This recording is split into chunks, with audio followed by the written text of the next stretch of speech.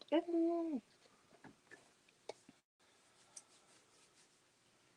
Like 6:40, right around there somewhere.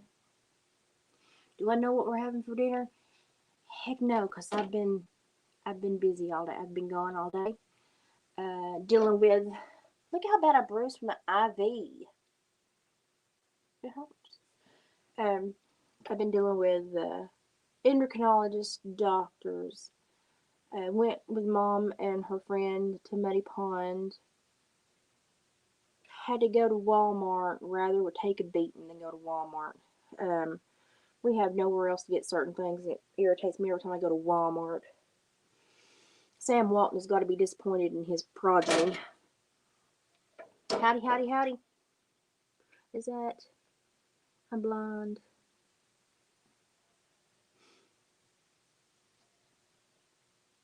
That's Ashley. I've got it on StreamYard because I thought I would be able to see it better. I can't. I had on makeup this morning. Most of it's gone. It looks kind of weird now. I had laid down for just a second. I got it. Just put my feet up before I started cooking. I don't know what I'm going to cook. I just came in here because it's dinner time and I got to do something. It's been a day and a half. Let's recap what has happened today. So Tennessee sent somebody to be with the Lord after he killed his family, wife and kids back in '89. Apparently, some people are upset about this. I'm not one of them. Next topic. Journalists and media groups are still not talking about the factual evidence they have for South Africa. If you ever believe another journalist again after seeing this information, you're probably one of the people that's upset about the prison system letting the one man go today. Next topic. The lady in St. Louis that didn't send out the National Weather Service warning. If you look at her profile, she says they, them, and she's now reported on administrative leave. So I'm just going to go ahead and update her pronouns. They were, was, is no longer. She ain't employed. She can be without a job. I lost a nail today. Let's all pray for it. It went to be the Lord too.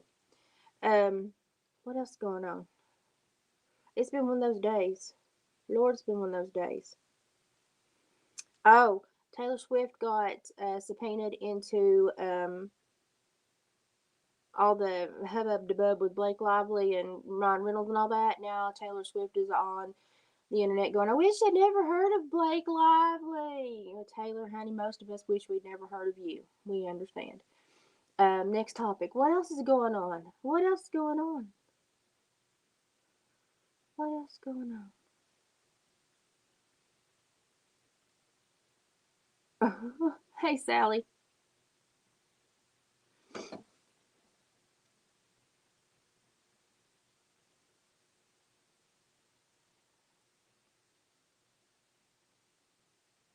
Let's just show that. Mm-hmm. Mm-hmm. Mm-hmm. Remember all the hubbub that was going on after Helene? Mm-hmm.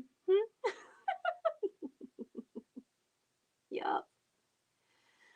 Yeah, you know what? I've been having to also deal with the bank. No, they're not upset with me. They're upset because they have, like I said, we still have some payments on this place. Not many, like within a year, I guess, a little under. They're irritated because they're losing money hand over fist, like it's depreciating because of everything going on around it. And I'm like, listen, I can't control everything going on around it. I can only control what stomp right here on my acreage, right there. And so they're like, well, we're trying to handle some issues so we don't lose money in case something happens with the loan. And I'm like, well, nothing's going to happen with a loan. I mean, if it would have happened, it would have happened already. And they're like, well, we are unhappy about this situation. Well, wish in one hand, crap in the other. Tell me which one fills up first. We're all unhappy about this situation. Don't know what I can do about it. They've made so many calls. So I'm getting so many calls. so I had to go and deal with all that today as well. It's just been one of them days where it's been like, problem, bring me a problem. Sure, bring me a problem. Oh, sure, another one, put it in the basket. I'll take all the problems, put it in the basket. It's irritating, y'all, it's irritating.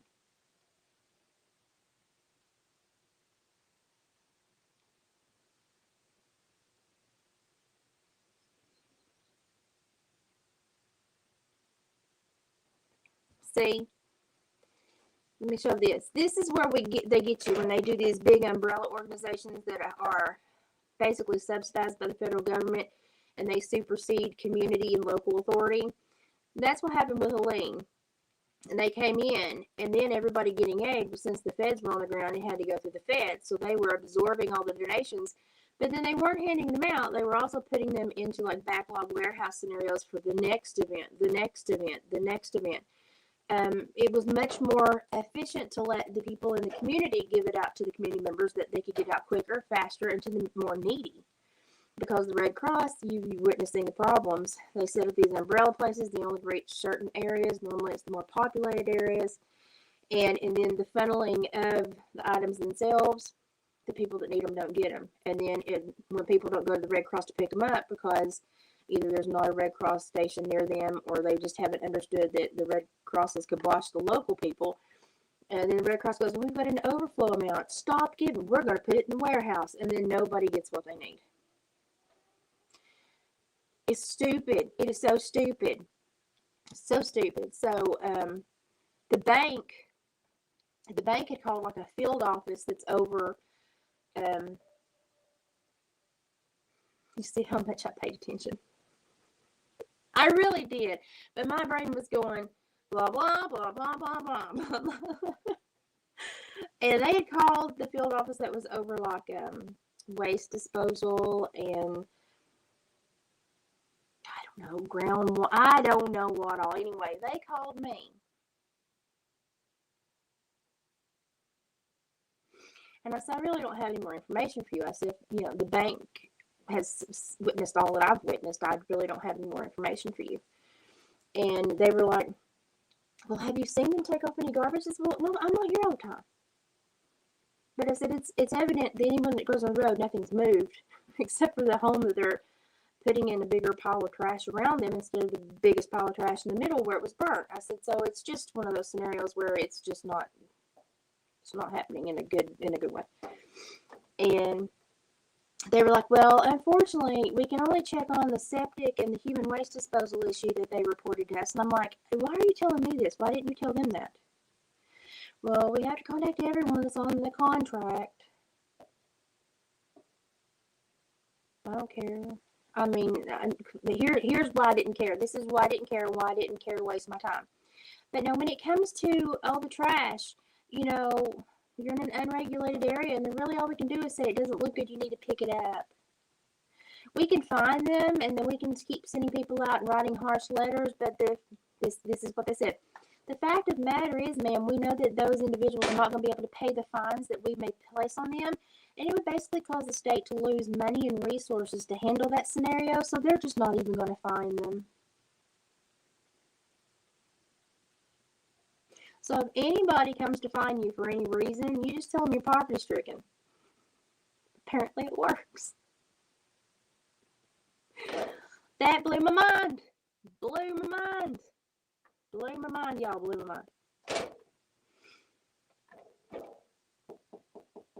Ashley, yeah. And if anybody else needs to know, I've got it in the post section of my YouTube page. There is the link to Ashley's community support page. Y'all, London and Somerset got just plowed under. And if you did what I told you and went to look at the aerial photographs of this tornado's path, you will see a gorge cut in the middle of these mountains that is unlike anything you've ever seen. And if you're brave enough to look at those photos, tell me it's natural. Go and try to do a 10-eye image search. Is that what they call it? Or a Google image search. And see if you can find anything else that looks like that. And tell me what you find. Okay? Because it ain't going to be tornado damage. It ain't. Oh, God, yeah. And people are mad at ICE because when they've been in this country for like over 2 years or more, they still don't have their immigration status. When they filed for asylum to get in here, they did so fraudulently, which caused their asylum request to be denied, which means they must be picked up and deported. So when they're coming to court, now that they've investigated and their asylum has been found to be fraudulently filed, they pick them up and deport them. People are mad about that. They've been here for how many years because they lied to get here? And then people are mad that they're being arrested. Okay, well, you get a traffic stop and tell them you have a different name and see what happens to you. Because that's basically what they're doing. You're going to get arrested too. It's called criminal impersonation. So, I don't understand what... I do understand. I understand why they all were let in here. They were let in here to create this big social upheaval so people would get in all their feelings and be so upset. But they set it up for years, and they made us stupid. They kept screwing with vocabulary, but screws with the law, because if you can change the meaning of the words, you can change the meaning of the rules. And we have generations that have grown up never respecting the law. They don't understand the law. And they have these rogue, radical ideologies, and then they get hit in their emotions and they don't think logically.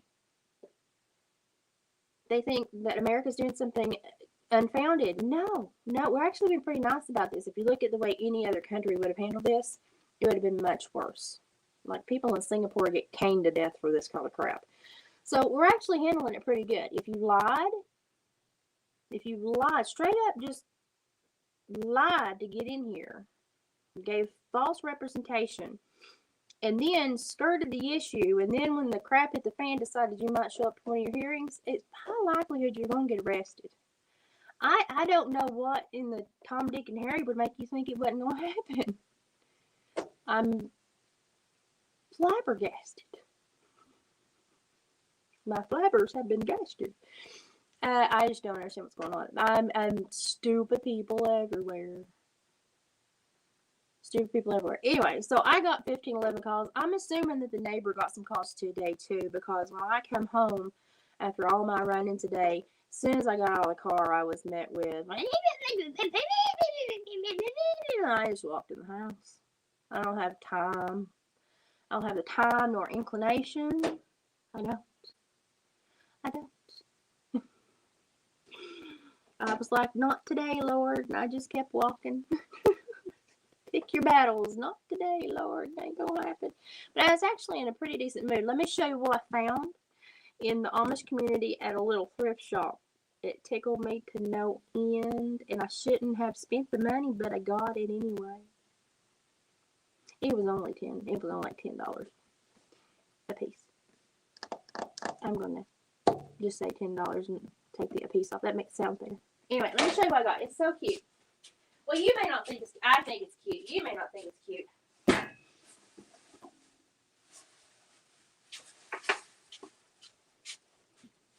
I got Watusi bullhorns. Look at here. Look at here.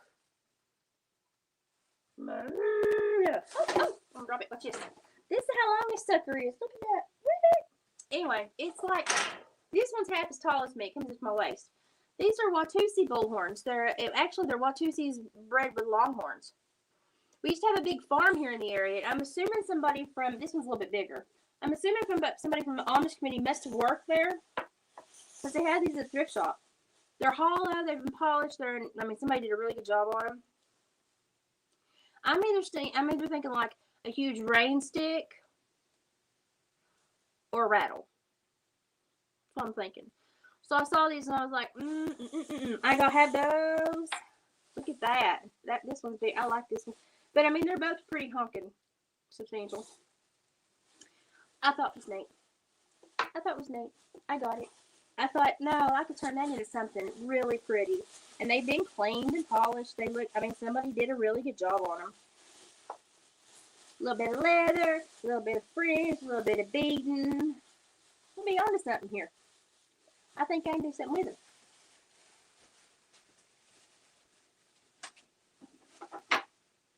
I'm tickled with them. I think they're pretty. I mean, we always had that farm here, but it was still a big deal, you know. And I never thought I'd ever get my hands on one of those. So to find those, I was like, woohoo! And I was just going to go along for the day and be the navigator because everything's changed so much in the Amish area there. Mom was afraid she'd get lost. And I was very surprised with all those. These are so neat. They were so neat.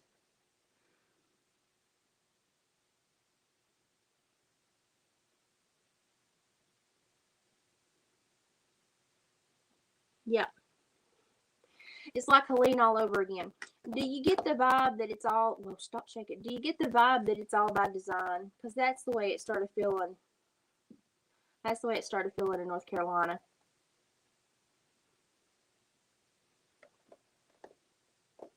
I mean, and people showed up that were absolutely in need and turned away because they had already given out what they had to give out, the Red Cross. But what they didn't know is when they put themselves in urban areas, the people that actually were hurt the hardest were not getting the supplies because it took them 3 or 4 days to get to those urban areas. And instead of being an outreach in local communities, the people that didn't need it the most was getting it. And some of those people were reselling it. So that's why local giving and local taking care of each other is so freaking important. It's so freaking important. You can't stress it enough. It's so freaking important.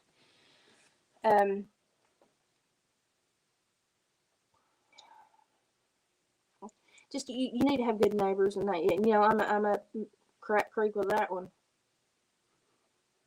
But at least I know where I stand. But yeah, it's been one of them days, y'all. It's been one of them days. I started out with Texas Heritage. It's now like me. So yeah, I don't know what else. I mean, and honestly, let's talk about this whole ice thing. Literally, it's probably about 4% of the population that might be minorly ruffled by what's going on, but they're the loudest 4% I have ever met in my life. Ever. And that's what's causing the problem is the people that are voicing things are number one voicing them for the wrong reasons. It's founded in ignorance. They don't understand. They can't make the connections between legal infractions. They can't separate the humanitarian component they think it is, but they don't understand the legal infractions occurring. And while it happened in other places, so they can't put it into place like this is actually a better scenario than what most people would face worldwide if they were in this scenario. But those are the same people that will turn around and tell the white farmers from South Africa to go back home. And I'm like, now wait a minute. Consistency is key here. They're not consistent, and I can't stand inconsistent people. I mean, I'd rather own a horse that I knew wanted to kick me than one I didn't know, that might one day and might not the other. Just give me the mean one so I knew what I was facing. Don't give me the one that made me wonder, because I was probably going to get kicked, and, it's hard to keep your eye on them. It's just, I don't know. Every time I watch the news, I'm like, wow, this is what No Child Left Behind at Common Core did. Yeah. And if you believe Biden hadn't had a PSA test since 2014,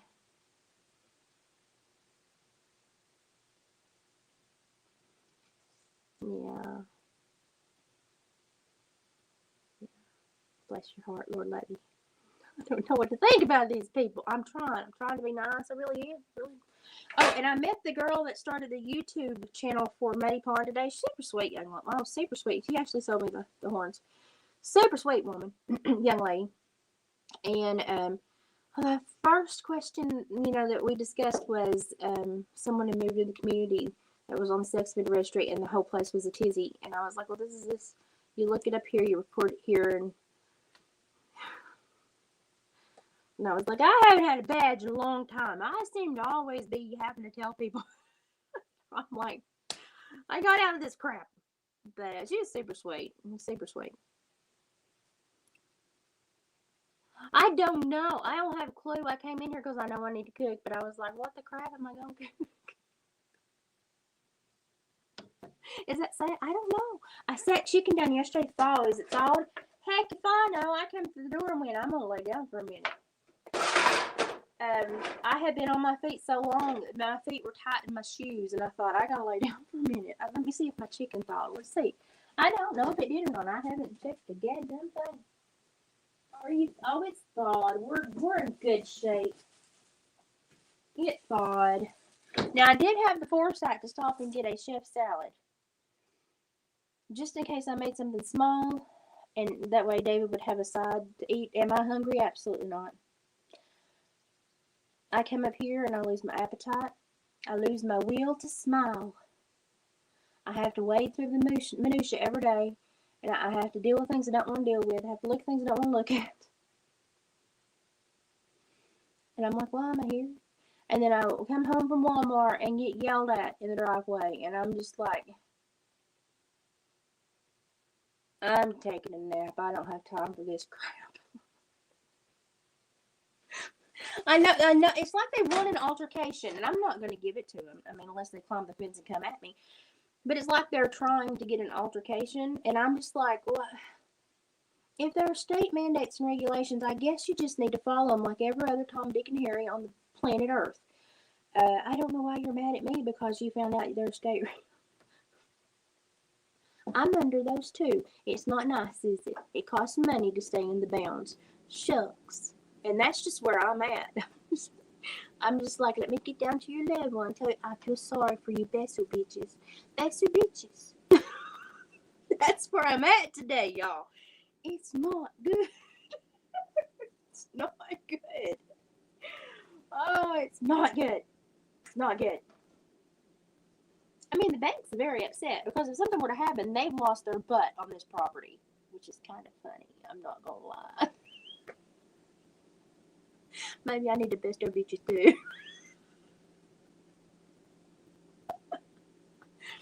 Now, am I totally upset?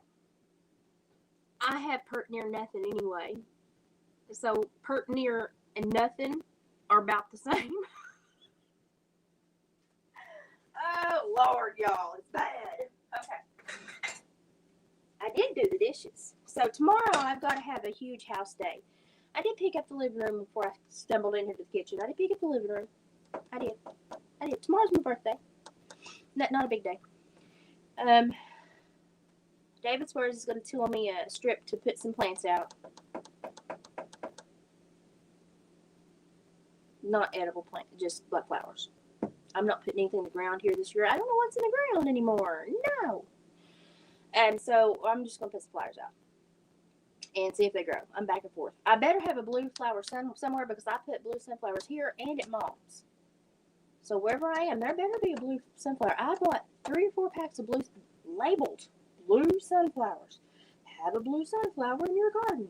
And I've isolated and planted them separate. They better be blue. That's all I'm saying. They better be blue.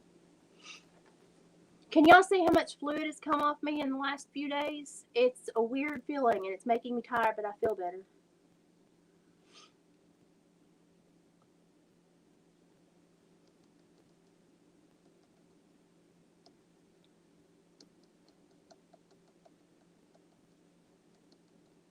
Oh yeah, this is funny. Now here's what I have to say about this. Ryan posts some stuff that is good insight. I like the way his mind ticks. You know, not a bad idea to talk about. And then he gets on there and posts some stuff, and I'm like, why? Why do we need to know that?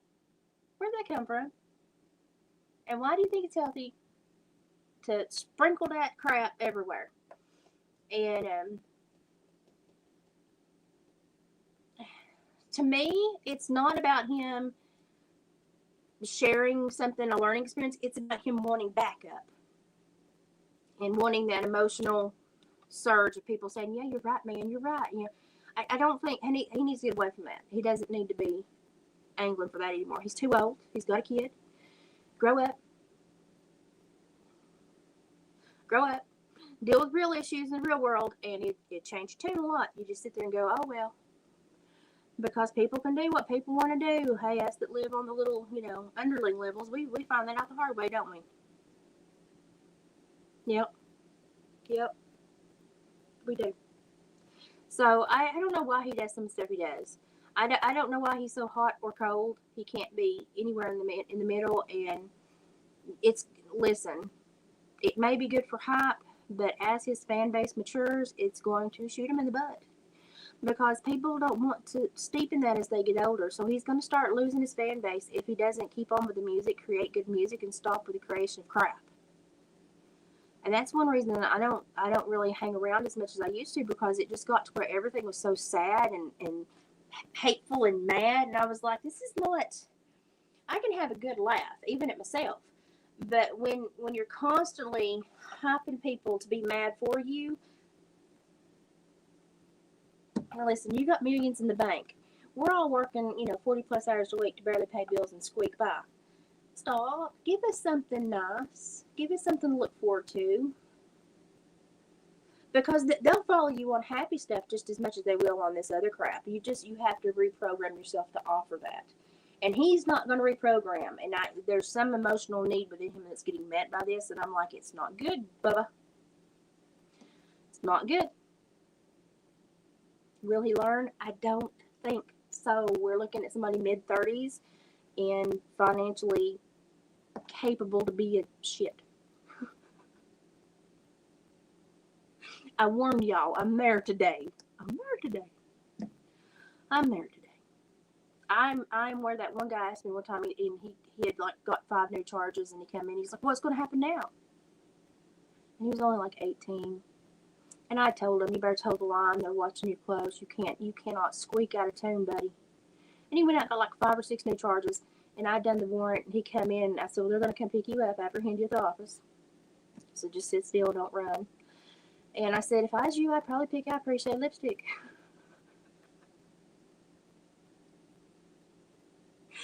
I'm there today, too.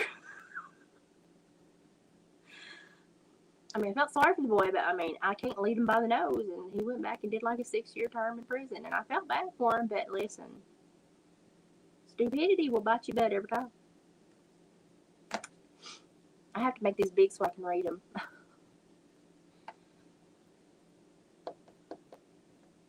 I know, like if you got beef with somebody, get in your vehicle and have a grown-up conversation or a grown-up beef. Get it over with. Don't say, yeah, well, my posse's bigger than your posse. My posse can whip your posse's butt. It's like being in a rooster fight. Everybody knows it's illegal, but boy, it's fun to watch. It's not fun when the po-po rolls in. And it's just that little antagonistic, I call it a pissing contest. I don't know what y'all call it. It bothers me because he could do so much more. How do I do this? Okay. He could do so much more with his fame. And I'm just like, Ryan Edward, stop. I'm there today. I'm not in the best of moods today. But I had to handle so much I didn't want to handle today. I didn't want to handle it. I wanted a chill day. I wanted to finish Walker's Snuggle Slug. And I wanted to just clean up a little bit, enjoy a visit. Oh, and I took videos of that I left on my mom's phone. So when Mom sends them to me, I'll share them. My phone is not being cooperative. Do I want to smack the dickens out of them and flatten them, or do I just want to deal with them? Alright. Either way, I don't think I want to beat up the chicken patties today. I think I'll put them in there and just fry them a little longer. See, I'm not aggressive. Y'all, it's been a day. Oh my gosh, it's been a day. You ever sit in the world and go, when did all this crap start? That's where I am today. I'm like, how did this start? When did this start? What the crap? And I'm like, is that always happening? And I just now notice that. And I'm wondering. Mom's doing good. She's doing good. They've got her on the plan to get everything under control. She's feeling a little bit more confident with things. I mean, it's serious issues, but it's nothing they can't fix pretty quickly and without a major time down. So we're looking at that. So I'll be back and forth as we do these tests, and she tries new medicines, and when Dad's cutting hay, he'll be out a lot, so I'll be back and forth staying. down there most of the time probably. So, and I still don't feel great myself. So at my doctor, I've got to stay up here until my doctor can get me in for an EKG. My nurse wants me until I am completely feeling normal. She's like, could you just stay closer to the emergency room, Elizabeth? And I'm like, if I'm farther from the emergency room, I'm happier. But she's like, your heart is getting involved in this. And I was like, fine. So I told her I'd give her a few days. But then I'm like, I'm going to go back to the farm. Because I don't like being up here that long. So I've done 3 loads of laundry since I've been home. Oh, and I'm dirt freaking poor, so there's going to be a double wedding ring lavender quilt go up for sale.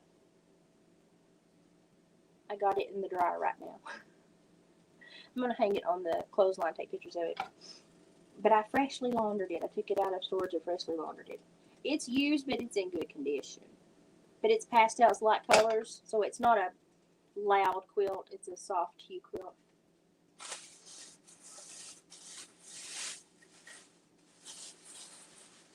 That's where I am on that. I won't sell my heirloom quilts, but I mean, other stuff is open. What's it gonna do? Oh Lord, are you still? It's partially thaw.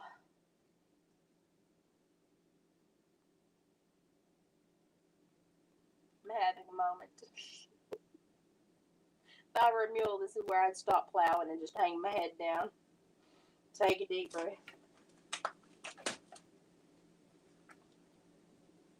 I thought it was. I'm not even taking the tendons out of these. I'm literally putting them in the back of the frying pan. Y'all can hate me. I don't care. I am so far beyond the level of caring today. It's out the window. And these are actually little strips. It'd be nice if I knew what I thawed out, wouldn't it? I thought about thawing out bear, and I didn't. And I'm glad I didn't because I'm not in the mood to cook bear. You have to really doctor bear a lot to get that gamey flavor out of it, which I can do, but I don't feel like doing it tonight. So we take them from around the edge, and then we put them back in the fridge to finish thawing. Don't do as I do tonight. Don't do it.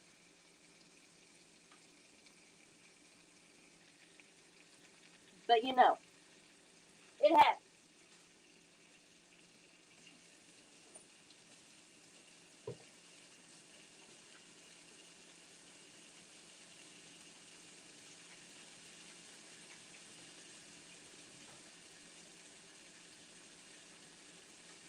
Put it in my apron. Go wash my hands.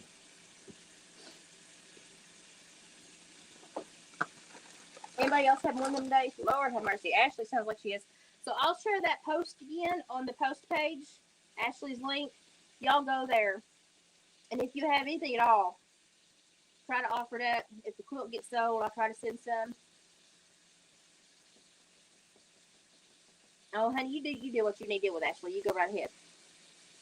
So, yeah, we'll try to get some money to Ashley for her community. We'll try to keep. That's not big enough, maybe. We'll try to keep sharing that post so that people will see the need in the area. Oh, barely. Skinning a cat. Dave's home. No. Well, that barely fit. I have folded laundry today, though. I'm gone. You're gone. Where are you going?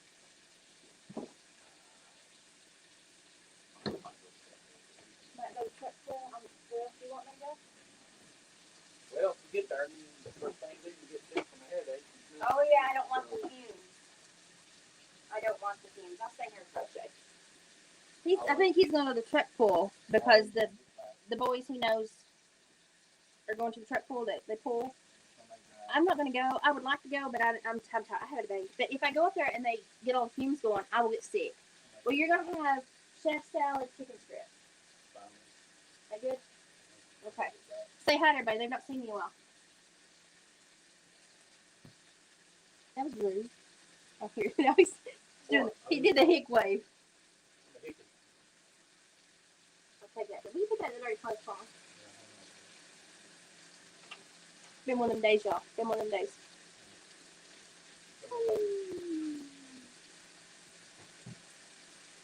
I'll spend the day on here with you tomorrow because they got some more hickey. You got a teal? Golly, what kind of bruise you got? We been done. What's the bruise back there? Oh, I got bit by a deer fly yesterday. Where is it? That's bruise. Lord have mercy. Somebody better after it. I look like I've been beat. Well, they been done. I must have bumped into something. I don't know. You try to peek in? I don't know. I'll move. You can have it. Looks like somebody. I know. That looks bad. It looks like somebody's hurt me. I've got so many bruises from the IVs, but that was on the back of my arm. Where did it come from? I don't know. What they done? I don't remember hitting anything that hurt. I don't remember hitting anything that hurt me. I don't remember saying ouch. I probably got wrong. Well, honey, if you pay money to get in, stay out there. No, but I don't think whether. I could probably yell and get you in for free. Oh, they don't let me. Oh, yeah, it's the makeup date for the rain. But anyway, I'm out. y'all will try to do some. I know, my tomato plants I started, I had to spend a little bit longer under the hill, and I didn't kill them. they didn't do well. So I'm probably going to go rob Dad of some of his extra tomato plants. So, let me get them from Dad. He's got buku.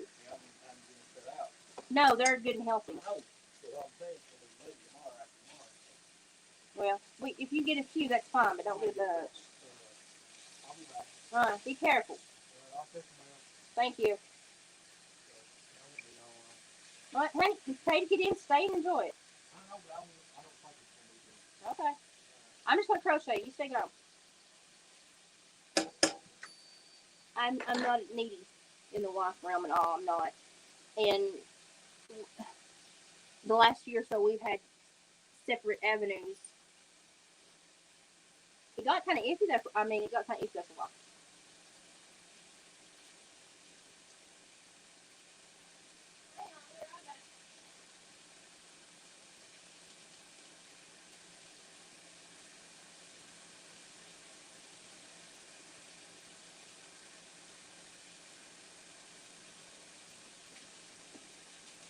I've also got a little antler pipe. And this to decorate. Probably gonna. Where in the crap's he going? Where in the crap are you going? Sorry. Squirrel. I also found this to decorate and put on something. And this little antler pipe. It's got a peyote stitch beadwork on it. It's very cute. And I've got some jewelry to make y'all. I don't know if it's going to be a hit or not, but let me show you.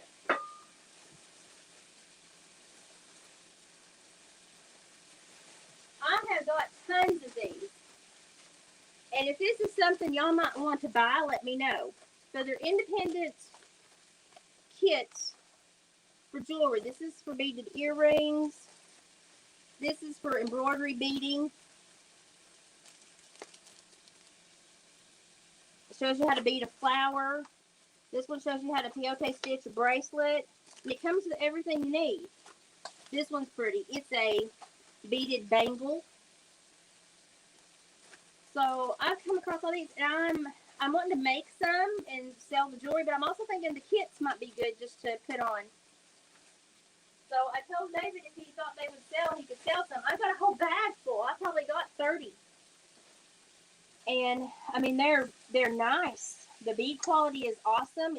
Most of them are glass. And it's some really pretty stuff. I'm tickled with it. I'm really tickled with it. I think it'd be something that a lot of people might be interested in.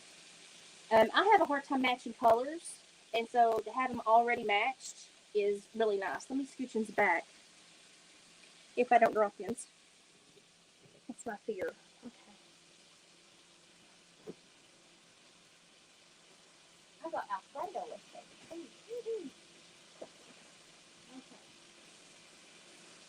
I have A little bit more broccoli from the garden.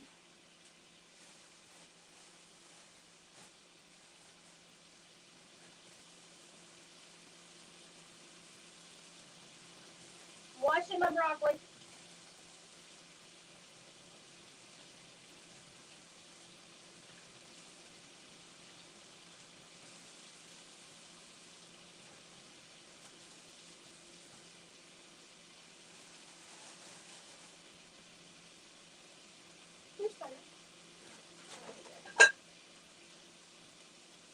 This is the laziest dinner I think I've ever made.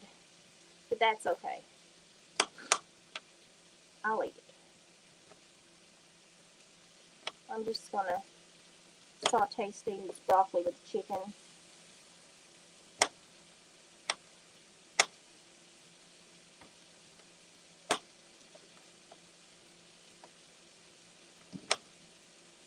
These are those paper chef. No, these are Tupperware. These are Tupperware pair knives.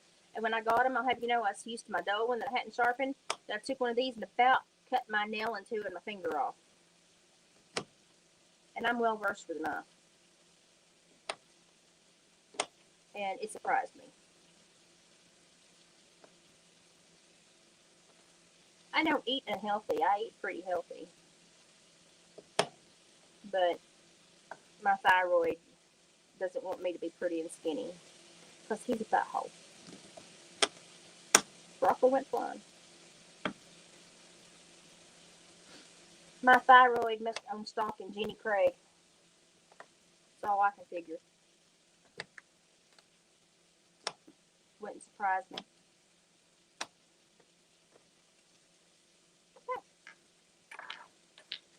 Oh, and I found something at the Dollar Tree that's really good. Let me show you what it is. I dropped a piece of broccoli, man. Ow, ow. I also get used to putting everything in a bowl for the chickens, and then I forget. Here, I don't do that.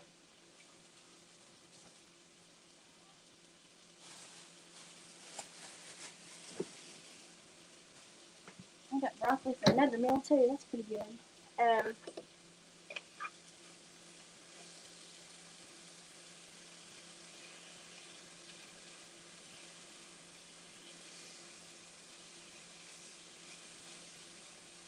The laziest dinner I've made in a long time. That's okay. It's okay.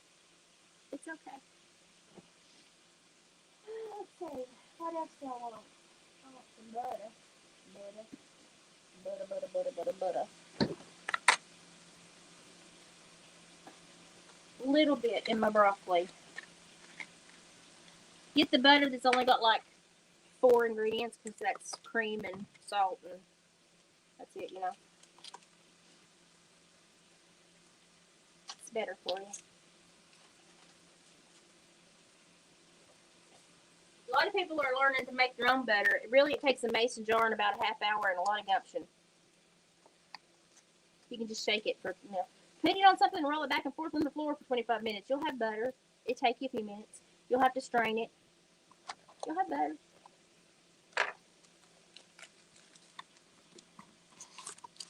You got what, vinegar? You can make buttermilk.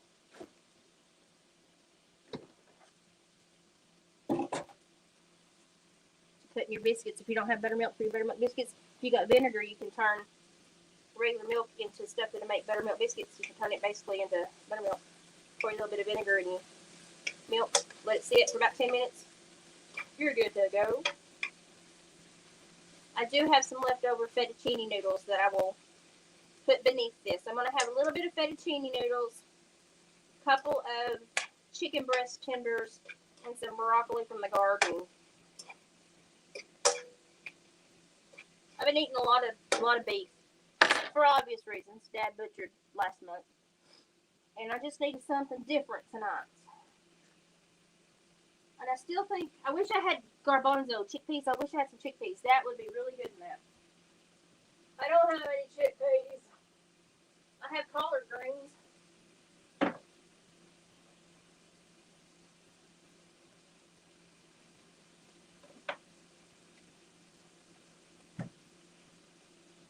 have some mixed pickles I made. I'm gonna eat some mixed pickles with it. Basically, I just pickled squash and onions and cucumbers together. Mixed pickles. It's basically fake pickles. Mixed pickles. Y'all ever had mixed pickles?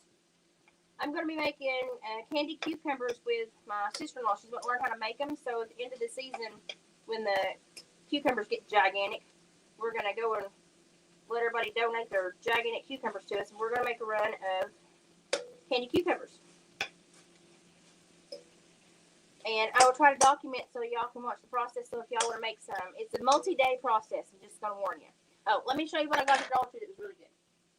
Where did I put it?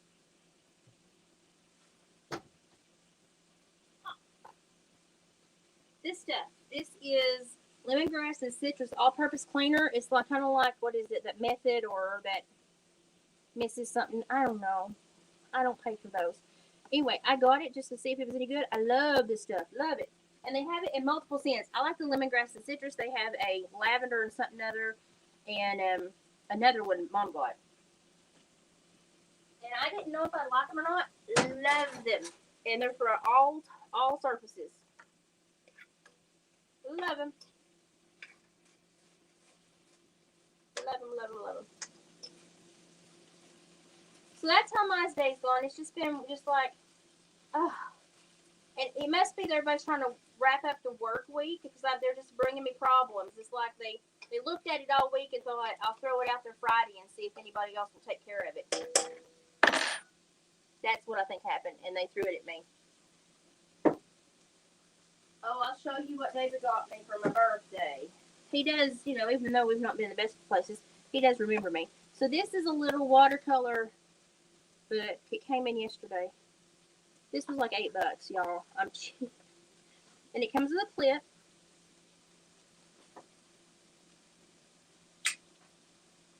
And it comes with this, which you open up, it's magnet. And it's got your little blending board, and you load it with your paints. And then when you get out to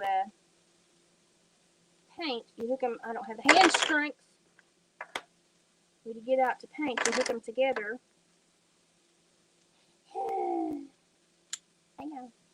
I get it. It's magnetized. You hook them together, and you can clip them also to the little thing. And it comes with a water pen.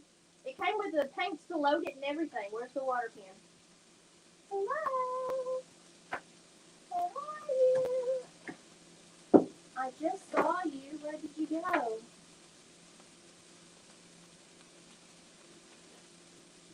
Where in the front is it? Well, it comes with a water pen. Where about? Oh, here it is. It comes with a water pen. So you fill it with water, and then you can clean it by pushing water through it. It's just a little paintbrush. So I loaded it with little paints. It comes with paints to put in it too. I loaded it with paints. So when I'm down at the farm, I can maybe do a landscape. I don't know. I don't think I'll be any good at it. Painting is Gypsy's domain. So if y'all have not ever known this, Gypsy has done like professional level paintings for like the historical societies in Kentucky. She is so freaking talented. I've got some of her artwork here in my house too. And I mean, she's amazing. And it made me kind of want to try it. I'm not going to be as good at it as her. It's not going to happen. But I'm excited to try it. I'll give it a whirl. other than school, I've never had anything to do with watercolor. He said his cooler, right? I also have that kitchen hutch to put together finally. Oh, Lord, all these things that I brought home. Good Lord. Okay, turn the stove off and try to stop sweating. So that's the day I've had. It's been a doozy. Let's look at some more of these. These are so pretty. Look at this kit. Oh man, that's gorgeous. Turquoise and cream dangle necklace. Those are pretty. Okay, hang on. They're all backwards. Half of them are backwards. The other half are. Whew. This is another Peyote Stitch fire polish band.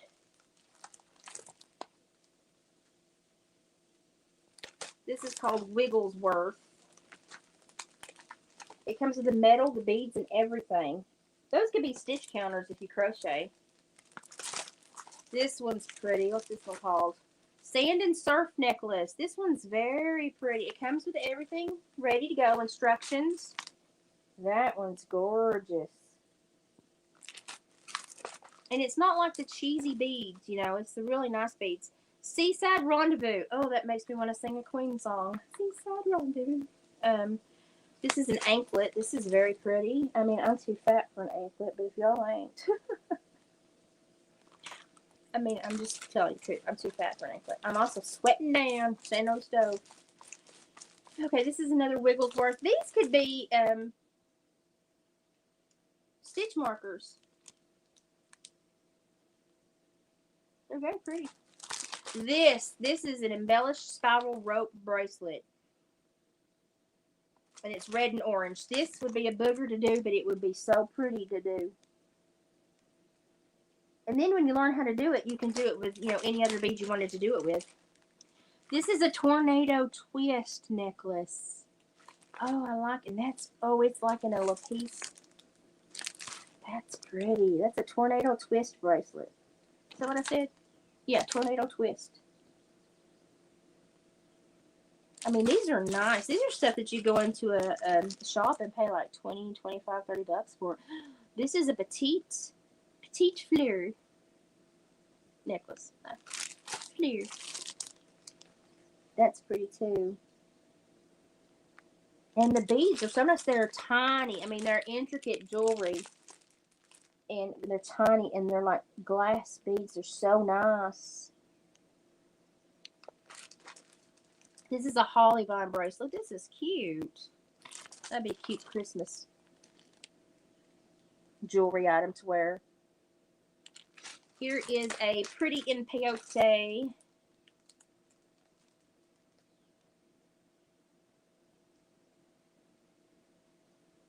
Huh. I mean, the peyote stitch is not hard. You just have to get the rhythm with it. I like the colors they chose on this one. They're muted earth tones. Those are pretty. We got the one that's got the, not the round one, not the blue one, the, what is that? Is that like a leaf? It's like a leaf. We got the leafy looking one. The orangey one. These are very pretty. I mean, they're very pretty. Hey, I see you. Oh, yeah, we saw one in the Amish place today, and I was like, that would have been pretty to have painted. That would have been pretty to have painted. This is a lime green spiral bangle. So it's in those colors. I mean, the clasps and closures and everything, they're really nice quality.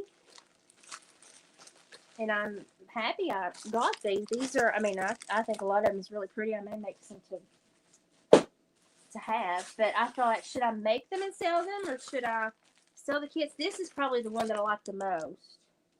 That bangle bracelet. Oh, I love that. I love that. But I also really like this flower. It's a beaded orchid. I mean, these are skills that you could turn it into anything if you learn how to do them. And the beads are such nice quality. And the clasps and everything are such nice quality. This one's pretty. This is a Magatama. It's just a peyote stitched iridescent, like Aurora Borealis bead. That would be really pretty. That would kind of suit a lot of things that I wear. I wear darker stuff. This is a Connect the Dots. Kind of looks like it's got crosses in the beads. That's pretty. And it's gold. It's a gold color. That's pretty. Now, is beading my favorite thing? No. No. But if I had instructions, I'm more likely to do it. This one's heavy. Ow. This is a square stitch lace-up band. That's got the most of anyone that I've seen. And it looks to be like 1/2 to 3/4 inch wide. It comes with everything in the kit. Oh, this is pretty. Oh, this is pretty. Wrap It Up. It's called Wrap It Up.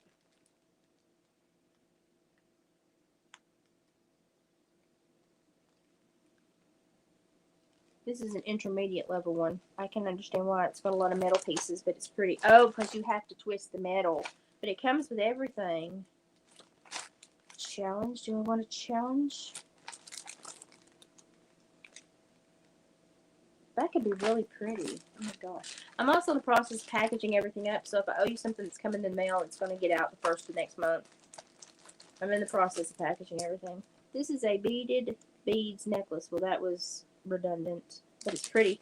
This is the gold one, the gold and white one, the golden pearls. These are pretty. I mean, it's like small, intricate jewelry. I like it. Creeping Ivy bracelet. There is no picture.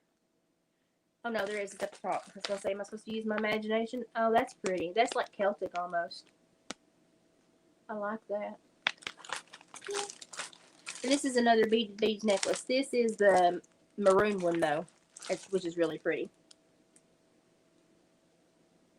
So I was lucky. These are really nice. And look how much. This one's marked for $27. This one's marked for $43. We ain't gonna do that. No, we ain't gonna do that. $40, $35, $33, $37, $35, $35, $35. I ain't gonna do that. No, I ain't gonna do that.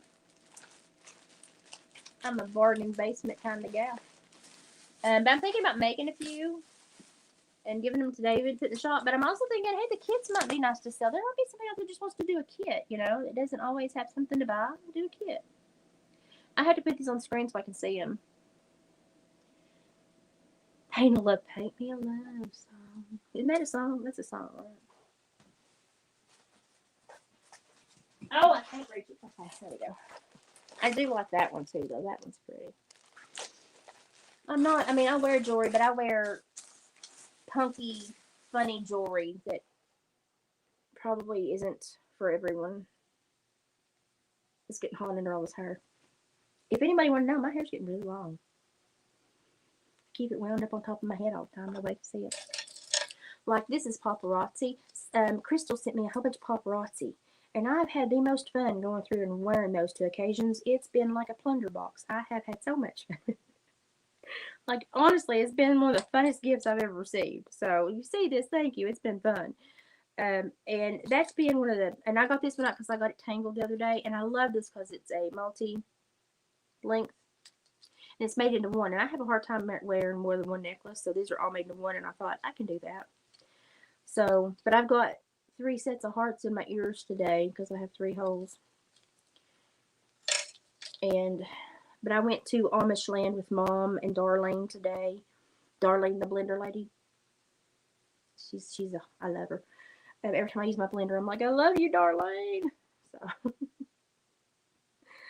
oh, it's been a week, y'all. Today has been the day to make the whole week just be like, what the crap happened here? I'm totally gonna try that. Totally gonna try it. I have never tried, other than school when I was a child, watercolor. I'm really missing that now. But I'm gonna give it a whirl. And I've definitely never used a little mini. Where did I put it? I've never used a little mini brush. Let me put some water in and see what it does. I don't have to eat right now. David won't be back for a long time. I can eat when I want to and on the TV tonight. Woohoo! It's gonna be a girls' night here. Put some water in this thing. Now, the first thing I will tell you is it screws on backwards so that you won't unscrew it when you're using it. That's smart, but also annoying as heck. So, let's see. I probably need a paper towel, don't I? Crap, where's my paper towel? Boy, when you're not at your house all the time, you lose things. Let me tell you. Where are my paper towels? The whole cabinet's going to fall. There we go. Okay, let's just try this. Let's just try this. Gypsy would be proud of me. She'd be like, yeah, go ahead and try it. Just do it. I try. Are y'all used to me yet? I don't know. Oh, another thing that I have created. Let's see. And I mean, they're redneck creations. Take the string close up. Oh. Okay. Sorry. Get off me. Antler candle holders. So you sit them down and hold your candles, taper candles. Those are antique. I tried them out. I got wax on this one. Oops. Get off there. I like it. And it's a little, well, it's a little mock 6-point. Should have been 8-point, but you don't have any, well, brow tines. You don't have, not brow tines, you don't have any G. Crap, my brain's getting old. Anyway, yeah. So, and because he didn't have one on this one, I saw an opportunity to file this little nub he had here down and make them candle holders. What do you think about those? Those are nice, huh? And I've been trying to find more of these. I found them in a little shop. I can't find them. I'm going to have to, like, garage sale and yard sale everywhere this summer and be like, I need more of these. So, that's what I have to do. Let's see. Let's see what I can get into. This is going to be my Oopsie Daisy brush string. Okay, so we're going to open our little palette. When you open it the right way, it holds together by itself. I'm learning. And then you've got your little book. Okay. And you can put it, I'm going to do a landscape. So I'm going to put it up here and clip it. I don't have the hand strength. Okay. You put it up there and clip it. Do you hear that squeal? Somebody needs to change their belt on their vehicle. That sounds horrible. Wow. That was bad. Okay. Never in my life have I watercolored. And this is probably going to be a big flop. Did I get it wet? I'm not sure about, I'm not sure about the pressure on this brush either because I've never used one of these. So, oh dear Lord. Okay. And I'm so blind I can't even see my colors. What color do we want? Let's start out with a blue, I guess. Oh, that's more of a green. Hang on.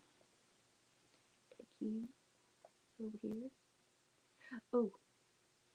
Oh, learning curve already.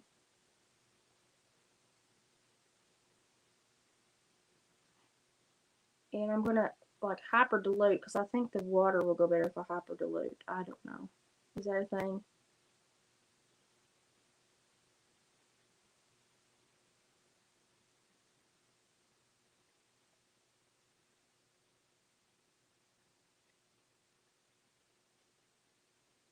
So I'm drawing like a very, very light leaf so that when I come back with more color, I can make it heavier. Concentration about my tongue. Concentration. Concentration. Well, I said I was going to do sideways. Now it looks like my plant's growing that way, but that's okay. We'll go with it.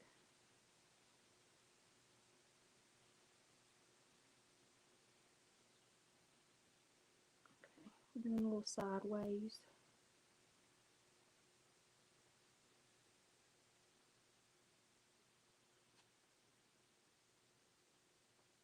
I'll come back with heavier color in a minute.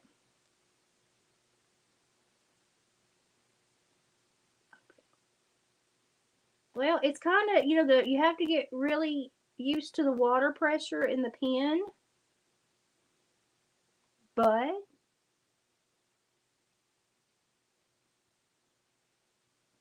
I don't think it's that bad.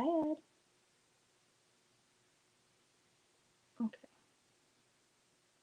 I mean, I've never done this before, so I don't know. Maybe if I get to visit Gypsy here soon, I will take it to her and be like, what do you make of this? I mean, I just, I had been looking at these because I thought it'd be fun when we went fishing or something. I said, wouldn't it be fun if I could sit here and diddle and paint stuff or draw something, sketch, and all that. Now I'm going to go in really dark. I have an idea. You should all be scared. I have an idea. I want to do a little dots. Little dots. Little bubbles on my paper. Dilute, dilute, dilute. And pull out. Pull out. Pull out. Pull out. I'm just pulling out the darker bubbles and making a little flower. I'm gonna have to go over the blue and turn it green in a minute. Don't you like layers of paints? Listen, I'm learning. You go back and do your shading or something. I need to put a center. So it's a little plant gonna be growing sideways. Let's see here. And then they said to clean it, you squeeze it and wipe it on paper towel. Pretty good, yeah. Not mad at it. Not mad at it at all. Red, yellow, and what makes red, yellow, and black? I don't think I have black in here. Do I? Maybe I do. Makes brown. Am I just dreaming that? Am I dreaming that? Probably dreaming that. Let's see what's what. I'm blind, y'all. I can't see what I put in my... Okay, there's the greeny. Okay, hang on. I'm making me green. Okay, make me green. This little blendy board is really nice up here. Okay, let's make some definition to our leaves here. I need more water. That's a little too much definition. I'm trying to get one drop of water out of it. That's a little hairy. Trying to get one drop of water is a little hairy. I'm not gonna lie. But overall, it's working as they said it would. I don't know what I'm doing, but I mean, it's working like they said it would in the ad. I gotta learn how to layer colors.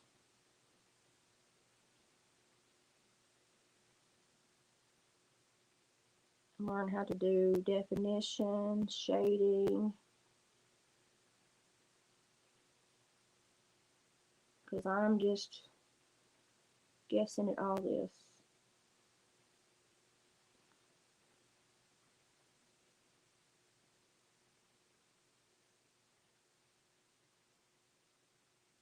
And when I'm holding it up, it's all running down. Probably not the best idea to hold it straight up. Sorry, y'all. I'm going to do a little vine coming down. Some more little petals.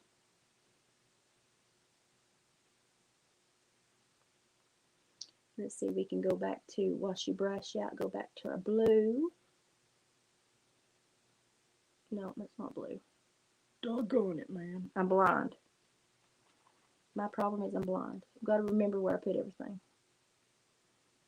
Go back to our, which one is it? The only downfall I think of this is that the colors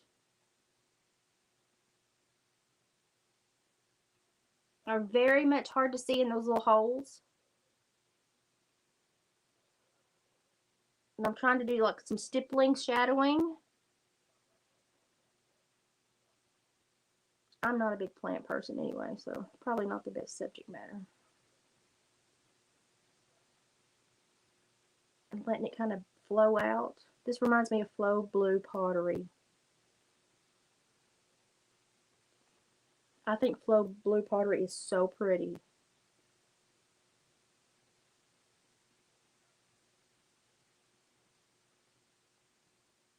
This is going to take some learning. So I think what I'm going to do is just keep this little book as like a diary. And we'll see how far I come and however many pages I get done. And see what I started and where I end up. And see if this was a good little gift. Right now I'm very enamored with it.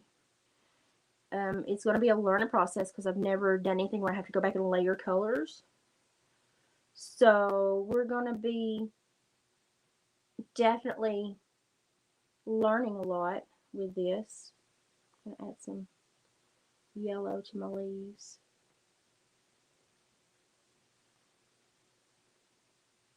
And I can see where, I mean, this little tray is easy to load with colors and to, I'll put some yellow in my leaves.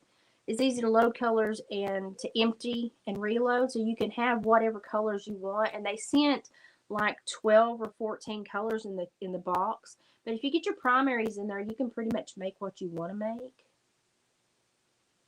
So it's not a really big deal. I'm gonna go for red here. Do red in the middle. Little shades around the edges.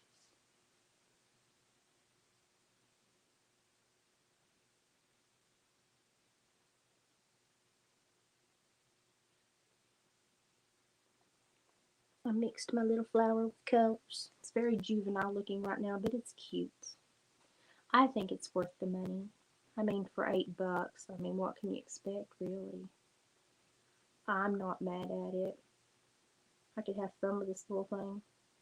It's very compact. You gotta learn the pressure points on the pen. It's kind of difficult, I'm not gonna lie. But I've not done a lot with like actually painting, you know, real painting. But I think Gypsy needs to start a channel where she gets on and shows us her talents, because I'm here to tell y'all she is so talented. And she won't say that herself, but she's so talented. Her artwork is probably my favorite artwork I have in my home. Okay, it's very easy to lift the pressure and do very skinny vines.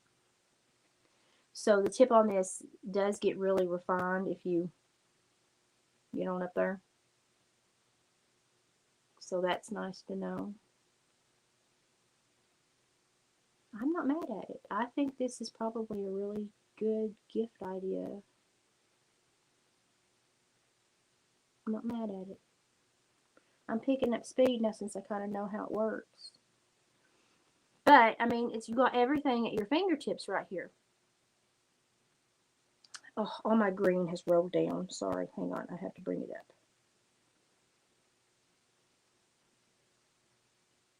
I'll have to blend those out where it's bled down. But anyway, y'all get the gist of it. I'll have to learn about the layering of the colors and the blending to make other colors. But that's okay. Let me put some definition on these leaves right here. That's bothering me.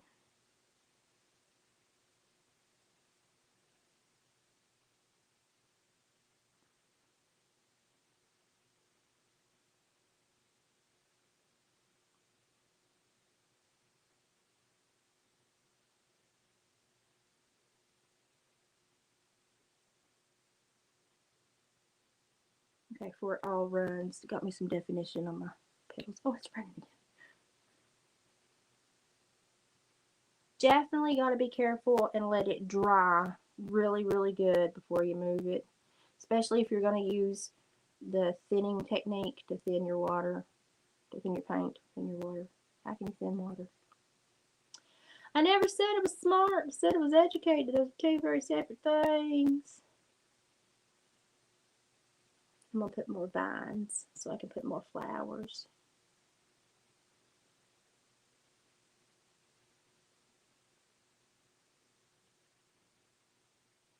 Maybe it has another big stalk down here where it's growing.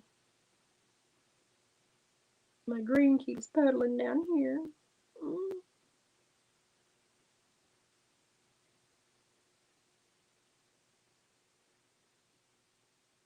Maybe there's another big stalk that goes down here and goes off the page. Now let's add another flower. Let's add another flower down here. I'm going to start dotting flowers everywhere. I want this one to be red. And I'm gonna dot, dot, dot, dot, dot, pull, pull, pull, pull.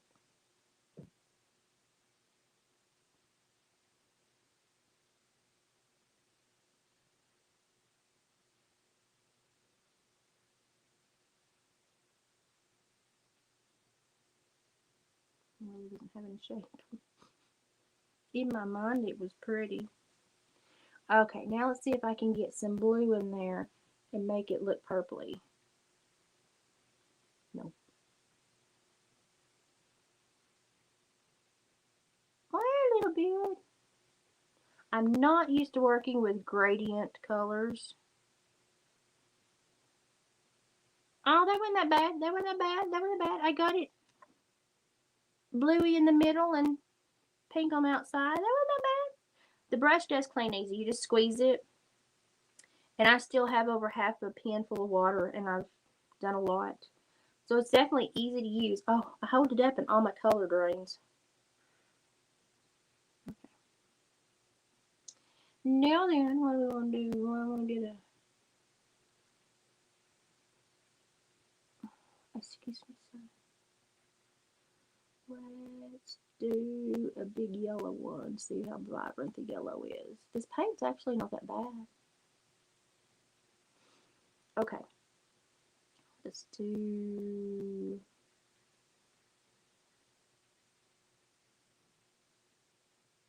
big yellow plume.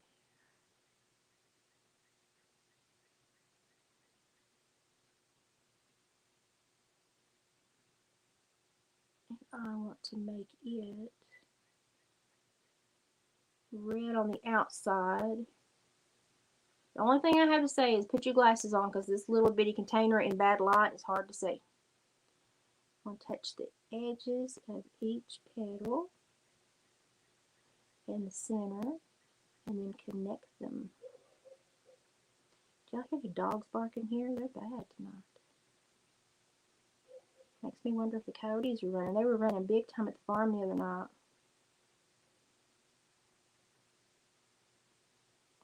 Now let me connect him with a vine because he looks like he's just free floating out there for all the world to see.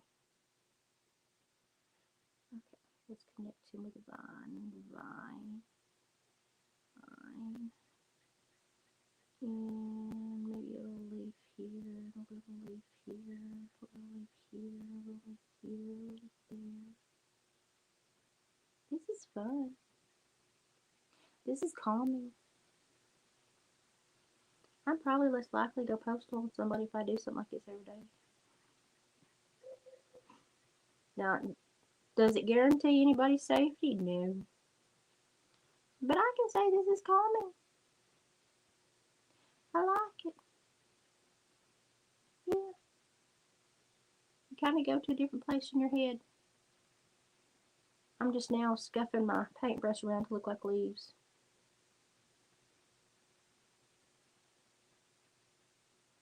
You can go back and put heavier spots on if you want to.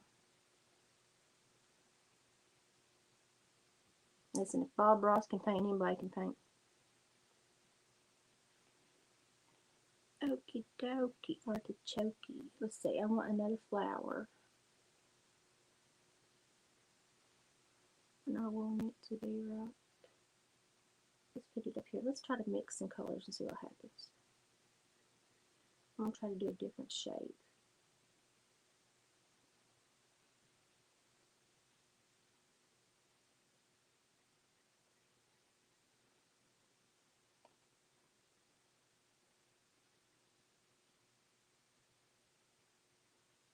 No, those two colors didn't work well together, but you know, we're going to go with it.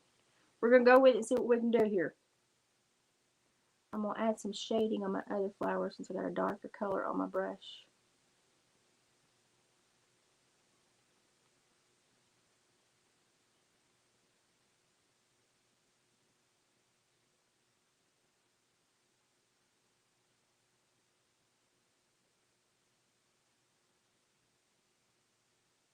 Now, trying to drop water to get a flow is a little precarious, I'm not gonna lie, because it's hard to, when you get that to come out, it's hard to control it, so just be hyper aware about that if you purchase this. And you can get them on Amazon and everywhere, but I'm not mad at it. I'm not mad at it. This one's gonna be orange now. He's let a colorful off. He went through some changes. Bless his little heart. Bless his beaches. Bless his beaches.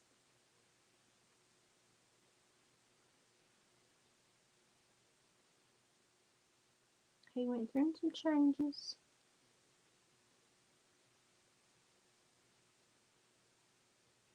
I don't know what color he is now, but he's there. He's definitely there. Let's see if we can augment this one now.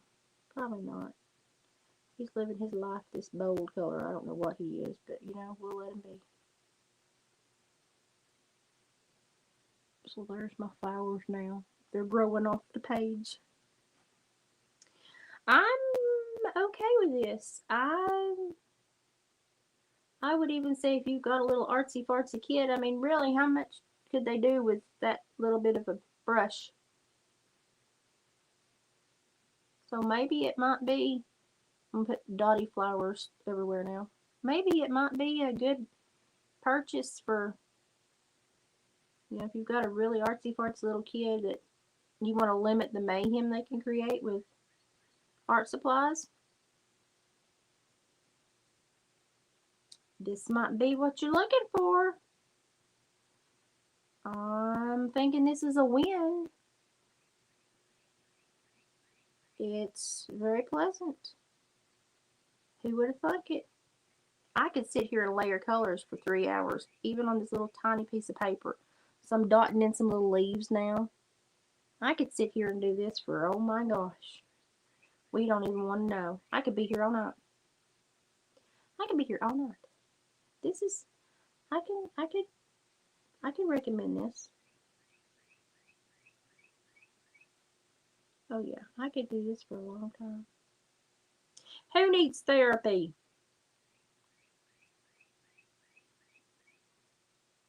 Yeah. Okay.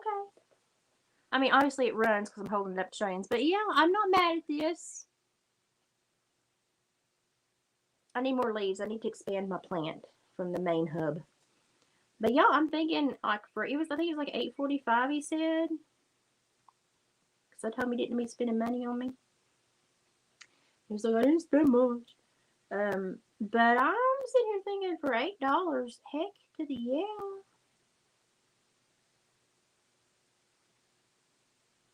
This is nice. I mean, I really appreciate this. This is thoughtful. He used to always just get me tacked for my horses, and then when I stopped riding, he was kind of lost on the gift giving. And so usually he would just tell me to go buy craft stuff and go wild. Which wild for me is like $35. I'm not gonna lie. But this is nice. So I'm gonna put some little light leaves where I think I might want them the next time I sit down with this. And then I'm gonna let this dry. And I'm going to come back to it and see if I can do some more layering and come over these little leaf ideas here. And maybe put more. Oh, I like that. Yeah.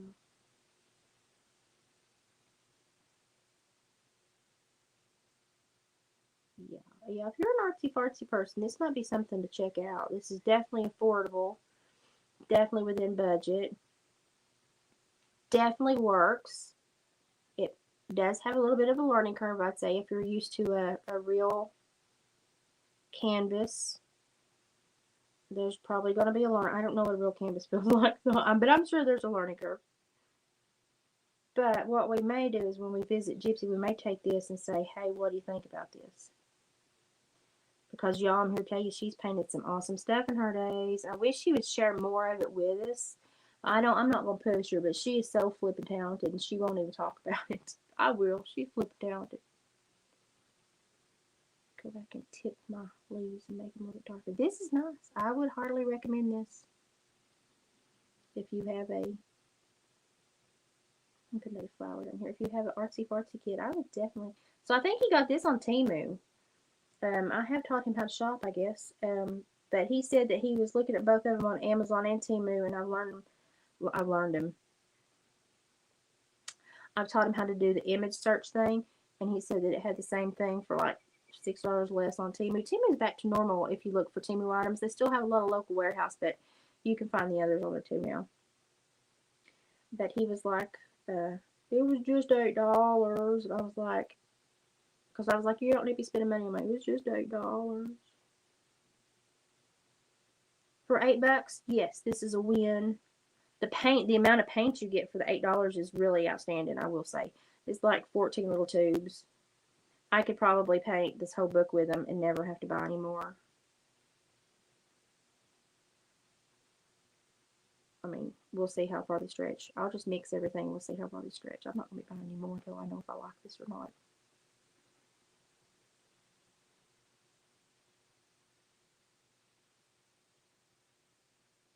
Okay, so I'm growing my plant now.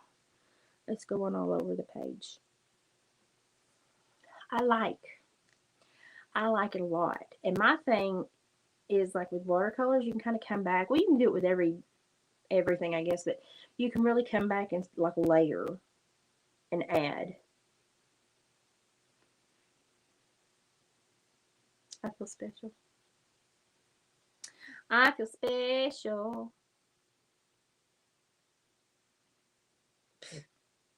The gnat thought I was special too, right at my nose. Okay, let's get in here. I want this to be a different color. And he doesn't want to be a different color. And I'm trying to coerce him, and he's not listening to me. I will say the little paints are hard to see down in there.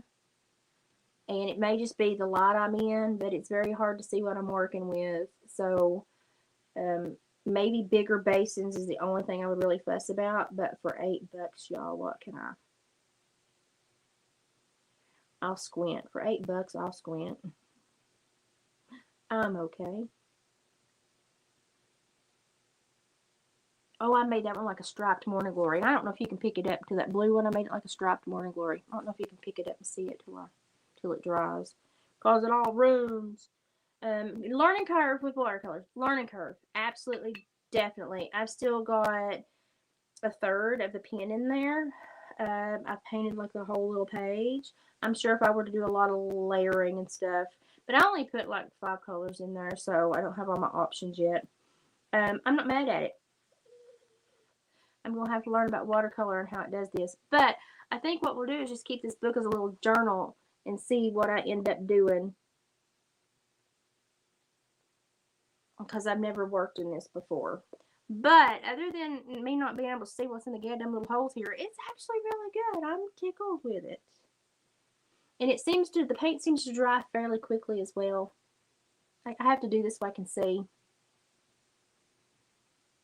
Yeah, that's what.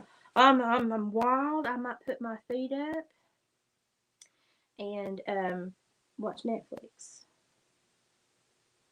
I only have Netflix for 30 days. I got a deal. And then I canceled. I got the deal, and then I immediately canceled it so it wouldn't rebill me. That's so cheap. Oh, that's funny.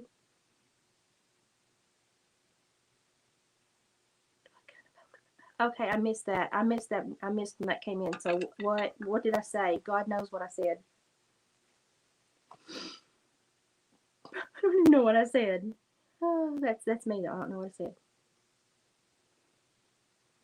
Oh, y'all are having Buffs, Rhode Island Reds, East River Speckled Sussex. Dominic, she can have a finger. She throws all a bird. Hey, Mike, what's his name? Mike Schneider. Took me a minute. You know, the prettiest chicken I ever had was a Spanish black. Her name was Henny Penny. She would sit with me on the porch when I was pregnant.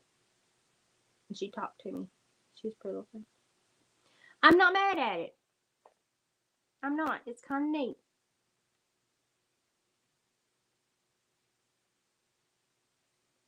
And you get a lot. Look at that.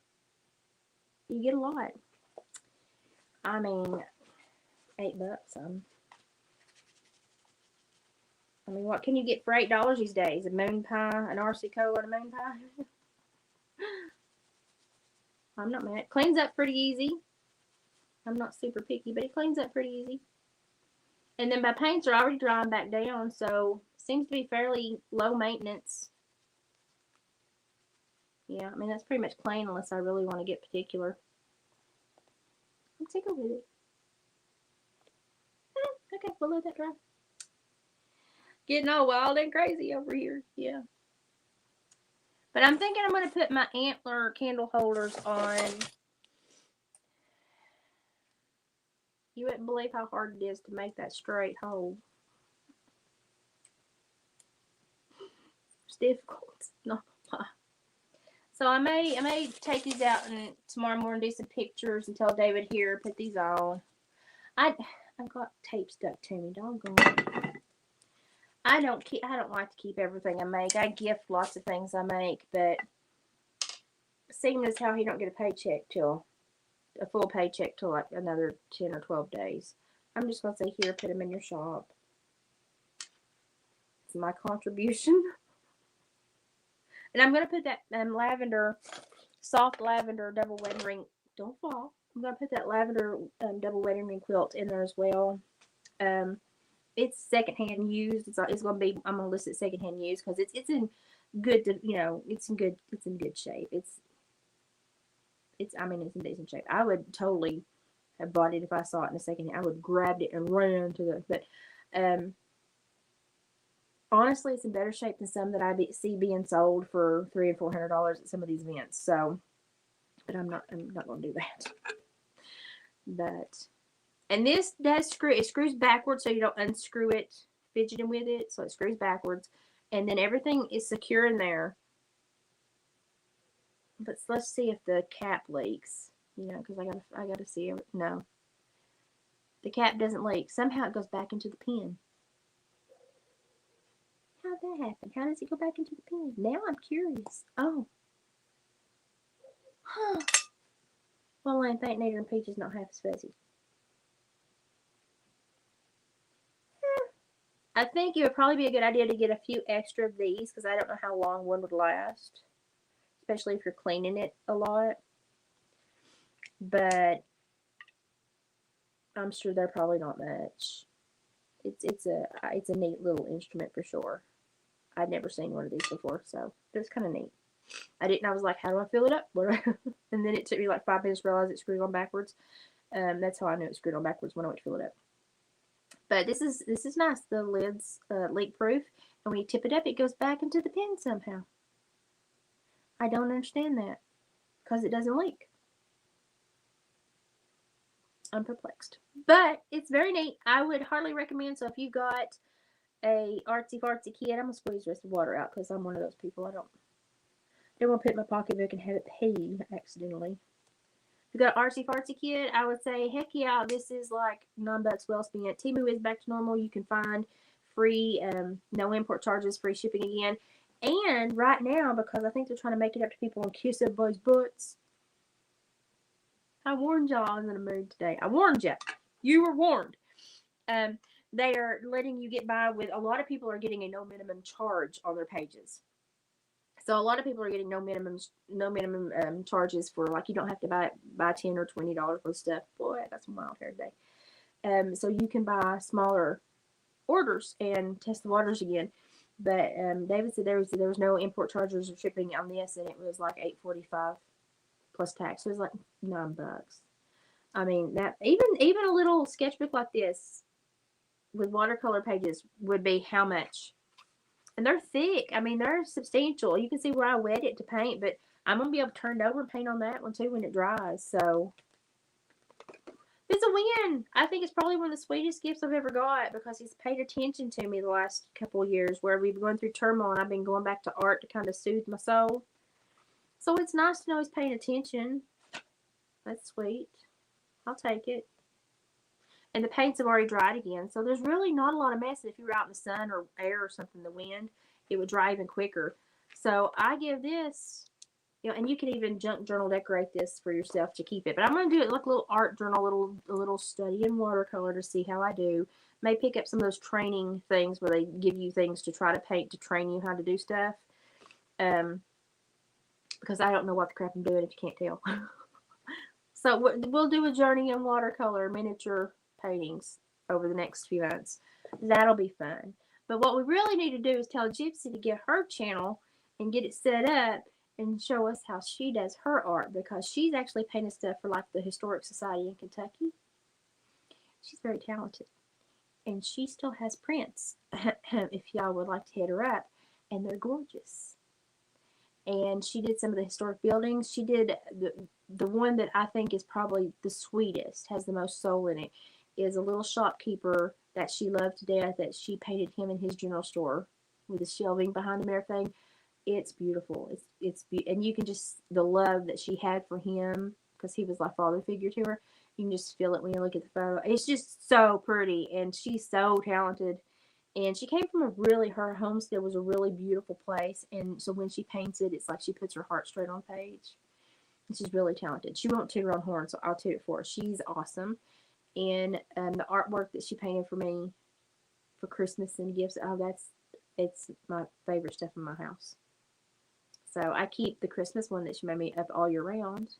And then she painted one. Let me see if I can get it off the wall. Because it probably needs to be dusted. I'm going to get it. It is intricate.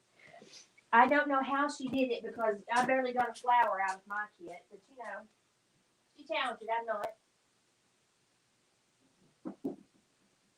Oh, yeah, it's dusty. Oh, yeah, don't worry. We'll clean it up.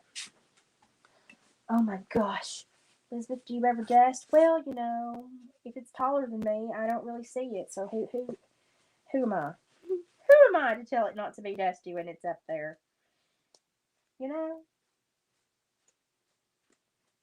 The ribbons caught a lot of crap. That's what caught a lot of crap. All of my nurses have fallen in love with this, and this is what she made for Christmas. I don't care if it's got a Christmas tree on. I keep it up year round. It makes me happy when I look at it. It's my house, by God.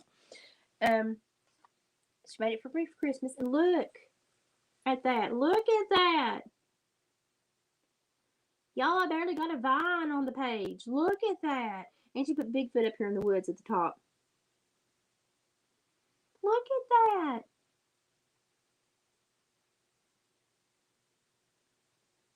She is so talented. So talented. I love this. I mean, she can just crank out art in every media.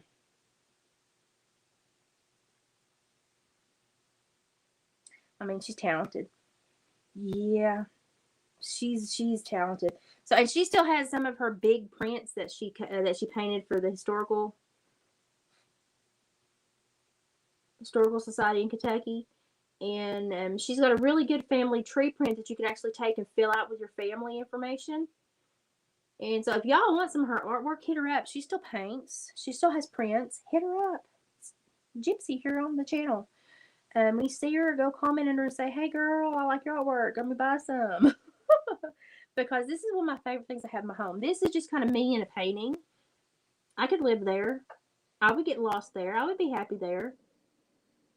And every time I look at this, I see something new. And I think that's why I like it so much. Every time I look at it, I see something new. But she hit a gem in here, and it's this little trailer. Let me make sure I'm pointing this way. It's this little trailer right here behind this house. And it's because she hopes one day to have a little trailer so she can come and visit me. Because we have septic and electric and everything over there at the barn lot. And it would be nice if she could come and hook up and stay and visit. And so she snuck that little Easter egg in there for me to find. So I wish that my health were better. I wish we both were in places where we could travel more easily to see each other. But it's one of my favorite things in my home. And it was a gift for Christmas. This was her Christmas tree. And it's made out of paintbrush. So, y'all think I'm super I'm not. She is. That's beautiful. I would live there. If I could crawl into painting and be happy, that would be it. And I really think her art would speak to, Ren Fair people. And so the people that go to Renaissance fairs would really love stuff like this. And she had an Etsy shop for a time. You have to really work social media and push an Etsy shop and keep it out there. And I go and when I watch Renaissance fairs or fur making things, and I always put a comment somewhere like, hey, you can get items to do these kinds of things at this shop if you want the link. And I think that's how we get a lot of the traffic on David's shop, because I'm just constantly doing this about it. And it's hard to really start a shop and get people to come to it and physically buy. I think that when she got a good foundation going, I think her artwork would be loved. And she did painting classes in her area for a long time. She was a very revered artist. And it's sad because our health is both kind of muted us from what we really love to do. Um, we're not as capable as we once were, and it's kind of irritating. Man, that was dirtier than I want to say it should have been, but that's bad. But she is so talented, so talented. I love it when y'all are having conversations down below. Y'all are like a little family. And I cut off the feed the other day, and somebody was answering something. So if you have something to answer somebody above, get it cranked out now, because I'm fixing to go eat my broccoli and chicken. I've been on with this for a while. I'm gonna eat my broccoli and chicken, and I'm gonna sit down. I'm gonna wipe the makeup off my face so I don't look like I'm bug-eyed anymore, because my mascara has relocated to the nether regions. And I'm gonna prop my feet up and stare at the TV while David's going to the truck pull. He needed to go do something. He's been so stressed over this, and I've been so busy with mom and stuff. I've not been able to be stressed because I've just been so busy, even with my own health. I've been busy, and so it's kind of been a blessing, not for mom, but it's kind of been a blessing to me to have something to be busy about. And with all this that's going on, I don't know how I would be if I couldn't remove myself from this for a large chunks of time and be down there. And I've gotten to where I stay down there probably a lot more than y'all realize. And a lot of it's because of the stress up here. And if my nurse wants me close to the ER, then sure, I'll hang out for a few more days. I understand. Because I'm really far from any kind of health aid down there. I really am. And I understand her, I understand. And that's fine. But it's like, I get exhausted up here. And so, I don't know where I would be mentally or even physical health wise if I hadn't had that little respite down there and a place to kind of go and defrag. And I don't know where I'd be. So I'm lucky. Most people probably don't have that option, especially with the court stuff going on. And it's just nice that I can go somewhere where I know I'm safe and rest and kind of offload it for a while and deal with something else. And David is he doesn't he wants to be here. That's where our biggest fight over the last couple of years has been. He's by God, I ain't leaving, and I'm ready to just drop this place and start over. Just if you can have it. And so that's where we've been really contentious. But he understands with my health, I have to kind of unplug, and I can't always be in the middle of all this crap. I don't want to be in the middle of all this crap. This is not how people should live. This is not what people should live beside. This is not what you should witness in your day-to-day. And I really love being down there where the whole community loves each other. They take care of each other. They check on each other. They chastise each other. It's a much better scenario. And this little spot here has so much potential, especially for young families because of the access to multiple school areas. And just location is prime. But I'm telling you, like, it's true. One bad apple can ruin the entire barrel. And y'all have witnessed it. And having to deal with that, even if they think they're in the midst of the crisis, the crisis that then ripples out to other people is just as horrendous. We've probably actually, to be quite honest, been financially hit harder than them. Because while they may have lost their home, they didn't pay for it. Her sister did. They had no money in it. And that's sad to say, but, we've incurred a bunch of debts to keep ours afloat in the midst of this chaos. And I was compassionate and caring until the bridge met, and I had to pick if I was going to be compassionate to them to a deficit to myself. And I had to say, no, I can't do that. So that's where I had to set my compassion down and say, okay, now I have to stand up for me and say, this is not okay. And I don't know if they're ever going to understand that. Part of me is like, I wish they would get to a place, but part of me also knows they're probably not going to get there at this age in their life, and I have to be okay with that.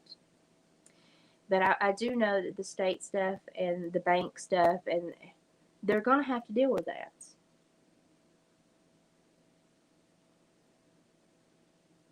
And it would have been better if it could have been dealt with a friendly chat at the fence, or something like that, instead of all this mayhem. But again, you have to propagate those relationships with people, and you have to have both sides willing to have that relationship, and I don't have that here.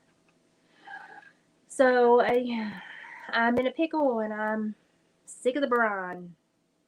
That's where I'm at. And so I just had a day where it's literally water off the duck's back. I have been so crass today, and just like, I'm over it. You don't poke me, because I don't know what's going to come out of my mouth. I don't know until I say it. I don't know. I have to pull these up to see them because I'm blind. It's not too bad. The biggest thing is you have to go so slow because you're like 3 roads off the main road. So it's not that bad, but it's enough that you don't want to drive it every day all the time. And what is hard for me with my ears and stuff is the elevation change that you go through. In literally like 5 miles, you drop so far down that it causes a lot of pressure issues with my ears. And I do better down there, with my ears and stuff, than I do up here. I don't know if it's the elevation. I don't know. But it's just something that it's hard for me to do on the daily because of the pressure going down the hill and all that stuff. And it's just enough of a drive where you don't want to run back and forth unless you have to. And then with my lymphatic issues and the drainage and the water retention in my ears, it's not pleasant. So I don't do it unless, I'm taking something to stay for multiple days. And so when you lose me or something, I'm probably down there sleeping, trying to catch a break, catch a nap, breathe a little bit. And then when I have a doctor's appointment or I'm trying to save somebody mileage to come see me, I will try to wander up here and meet them, take care of the business I need to take care of. I've got to stay for the EKG. They're going to try to do it Monday. We were hoping to do it today. They did do blood pressure and all that other stuff today, but the lady with the EKG is on vacation, so she'll be back Monday. We're going to do another EKG Monday for my endocrinologist and get that sent over to her. She wanted a secondary one. Fine. And my nurse was like, just, it would make me feel better if you were close to the ER for the next few days. Fine. I understand. I think my brother's actually going to come in this weekend anyway, so we kind of time it to where we swapping out. So it's not a big horrendous deal. It's just really hard on me going back and forth. But that's why I spend large chunks of time when I'm down there. And I sleep so good down there. I'm not even lying. I sleep so good down there. It's until the Chihuahua barks. But I sleep so good down there. And we get in a routine. And it's just a much more compatible environment.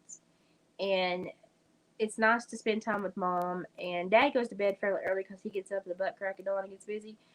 And it's nice when Mom would take a macro degenerative eye thing treatment on her Rife machine, and I will sit up there with her, and we'll watch like our favorite shows together, and like go through the seasons, and chit chat, and I'll crochet, and we have like an hour or so in the evening, the late evening. It's just us, and it's nice. It's been nice to kind of recoup that time and have that quiet time. It's been nice.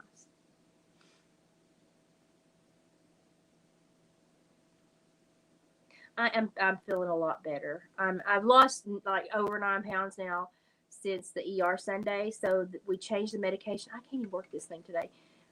I love that y'all love each other. It's so nice to see that. We changed my medication back to the regular dosage, and as it's becoming leveled out in my body, I'm feeling much better. The fluid and the swelling's going away. I've not had to take the secondary heart medication today, but I've also had like a kiss my butt day. Somebody could tell me horrible news, I've probably done that grin and laughed at him and been like, it's just going to roll off of me today because I don't care. I've been one I don't care moods today. This would have been a warrant day if I was still working. I'm just going to be honest. Be like, oh, we're doing warrants today because I don't care. But I needed a day like today if I'm going to be up there for a few days. So, but I'll be back down there and we're going to do another respite. I'm sure that the hogwash that's been stirred up here, and I understand why everybody's irritated. My property values have plummeted. Okay, I think it's funny. Never aimed to be rich and never aimed to sell this and make money. This was just, where you had to be. But I understand the bank being mad. I get it. He's doing his job. Oh, thank you. Somebody is. Nobody else is doing it. It's not sad anymore. It's just funny. And, but I'm sure it's not pleasant news to receive. But it's not been pleasant being over here either. It's not been pleasant taking care of what I've had to take care of, be concerned about what I've been concerned about. And, the bank may have caused you a little bit of headache, but you have no idea what I've been through, and I can't explain it. And I can't make them understand. And I can't make them say, I don't live like you, so when everything in your home tries to move to my home and I have to spend several $100s to make sure it doesn't, it's been difficult. It's been difficult.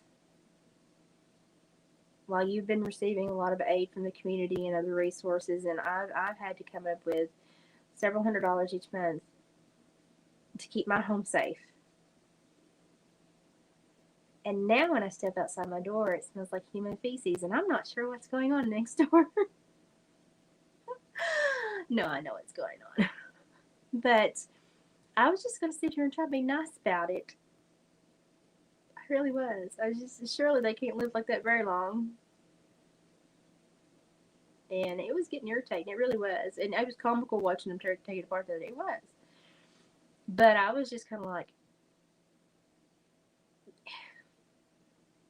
who's going to do anything about it? Mr. Banknote Man's really mad. And he's some kind of chief officer. He told me what he was. Some kind of security loan officer. And so he's there to make sure the bank doesn't lose their butt. And I know when they roll down this road now, they're like, holy crap. And I'm like, I know, listen, I'm trying. The house is maintained. We restain it. We replace things. We spruce it up. We try to make it pretty. There's only so much I can do. But he's going to do his job. I'm going to take care of what's brought to me. And sadly, they're going to have to take care of what's brought to them. And if it's a state law, regulation, and ordinance, it's just going to have to be followed. And we're all going to have to be adults and wipe our own hind ends and clean up our own messes and get through life. Shit happens. But you can't sit on your property and expect me to assume your lifestyle because you're too lazy to keep up with state laws and regulations. I'm not okay with that. So the bank man didn't make me mad. It's just kind of funny because he has started a bunch of bull crap that I'm going to get blamed for and have to deal with. And I'm just like, okay. But, it was nice not being cussed, for a little while when I got out of my vehicle to walk to my house. But that started again today. I was like, I'm sorry, I'm not engaging today. I'm need a nap. I'm going inside. So I just walked right in the house. I was like, F you, and the horse you rode in on, and the shadow that went behind it. I'm done. I'm going in the house. And I really think that they're angry at everybody. And if they can get a rise out of somebody else, it takes their anger and gives it a target instead of focusing on what they need to focus on, which is they need to take better care of themselves, better care of the property, and they need to maintain themselves better, and they need to work harder at getting things together. But if they can be mad at me and pissed off at me, they don't have to worry about that. And so I'm trying not to give them that target. Now, Mr. Bankman don't care. But I'm trying really hard not to give them that target. And I've had some safety conversations with some people, letting them know that we're having an issue, and while health-wise, I need to be up here for a few days. I don't want to be here. And I've got some cell phone numbers if I'm in distress that I can get an officer here very quickly. So, I'm covered. It's just sad. It's just really sad. It's just really sad.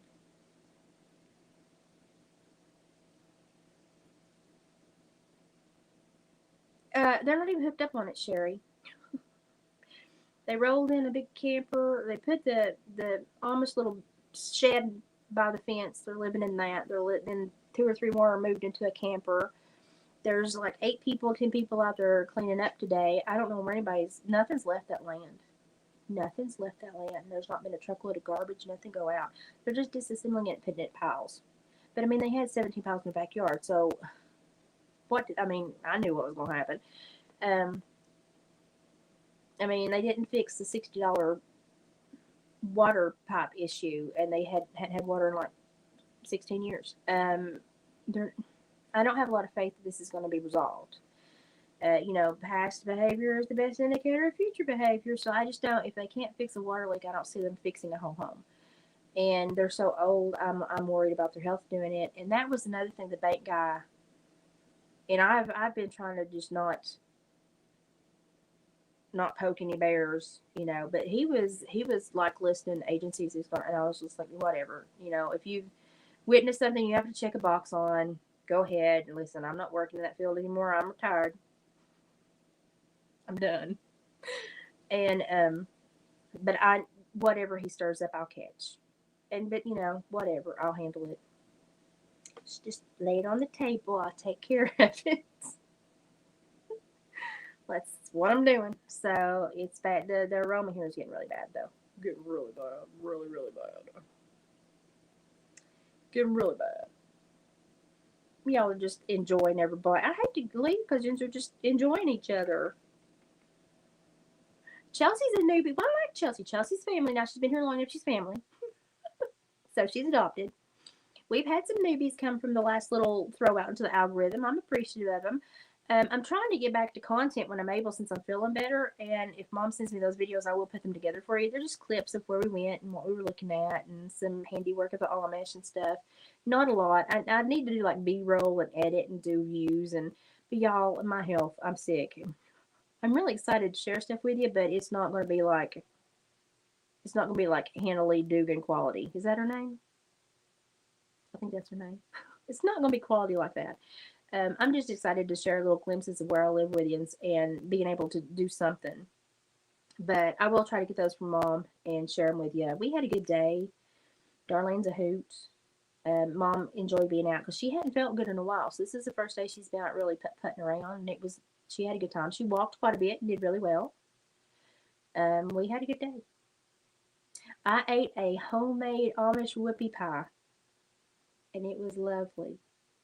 I deserved it, and I ate it. I lost almost 10 pounds since the ER visit Sunday, so I know it was the medicine now because when we reduced it, I just flew right back, and I was like, okay, I told you.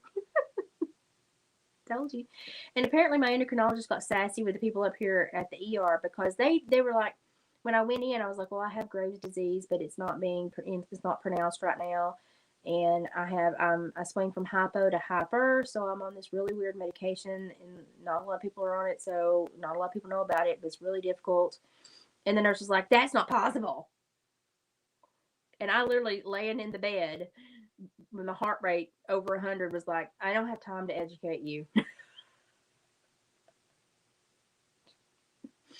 But my doctor called them back and was like, listen, she's got this. This is very rare. We have to monitor her very closely. We're probably going to have to yank everything out, but we're trying to work with her body. And she was like, and you don't tell a patient they don't know their own health. And I was like, well, amen. Hallelujah. Preach. But the nurse was really sassy, and I was like, I don't have time to educate you. If you think I don't know what's going on when I have to go see all these freaking specialists, I do. And I know I'm a unicorn in the medical field. If I thought they wanted my body, I'd leave it to science. A little tattoo on the back that says, ha, ha, ha. You have to look at this. I totally would do that. I don't think they'd want me. I think they'd be like, rejected. But yeah, I have a very weird body, and probably at the root of it is probably a genetic disorder that's buried very deep. And my team's trying to figure it out between everybody, and everybody just scratches their head and they're going, wow. And every time they pull hormones or blood work, something else is where it shouldn't be. And they're like, how in the crap are you functioning? And I'm like, pure spite at this point. Pure spite. But You just got to keep playing along. I mean, what else can you do?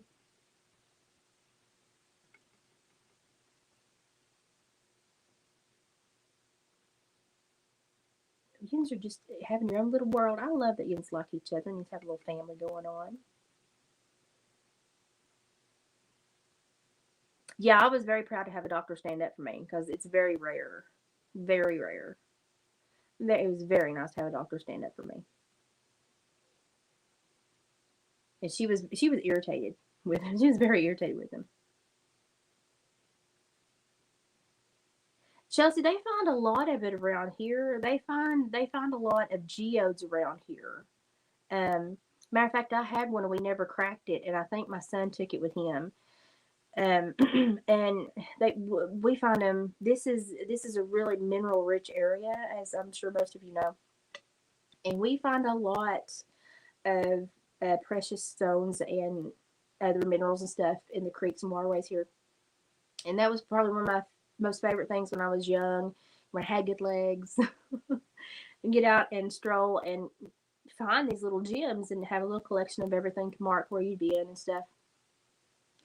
On a funny note, I have a friend that she moved back to Ohio, but she took a trip out to Portland area to go on a nature scene thing. So she had like over 700 miles to travel to nature events, caves, zip lining that she had set up for herself.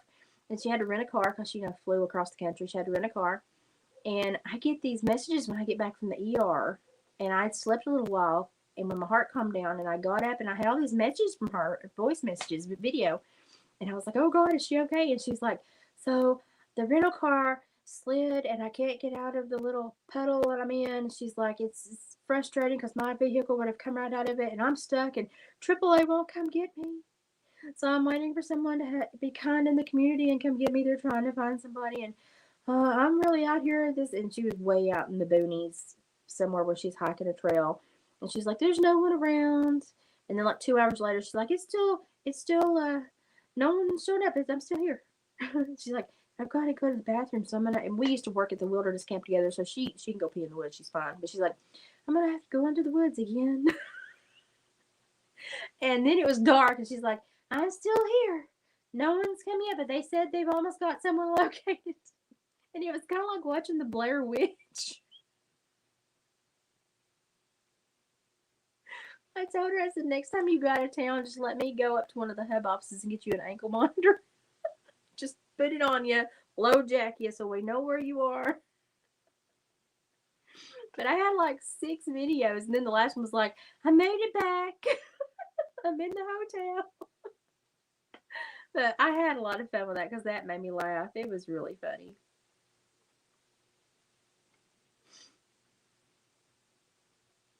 But that's people actually, if you watch a lot of archaeology and other channels, they walk from Georgia to Kentucky. They walk the creeks here all summer long. They actually spend more time here in Kentucky because Georgia's got some of those weird bacteria and their stuff down there.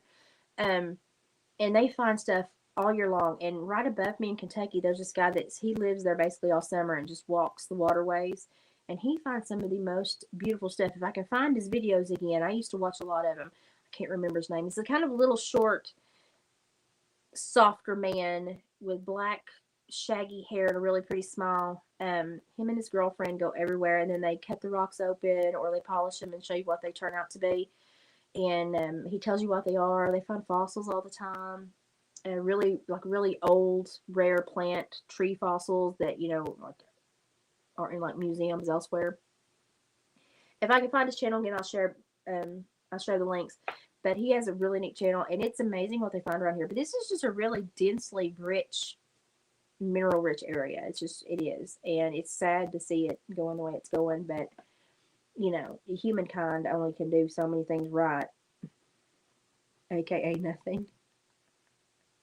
I told y'all, I'm one of them days. It's one of them FAFO days. Oh. It's one of those, I win at gel poker and have plenty of commissary. I think I'd be okay. It's one of those days. That's the day I'm having.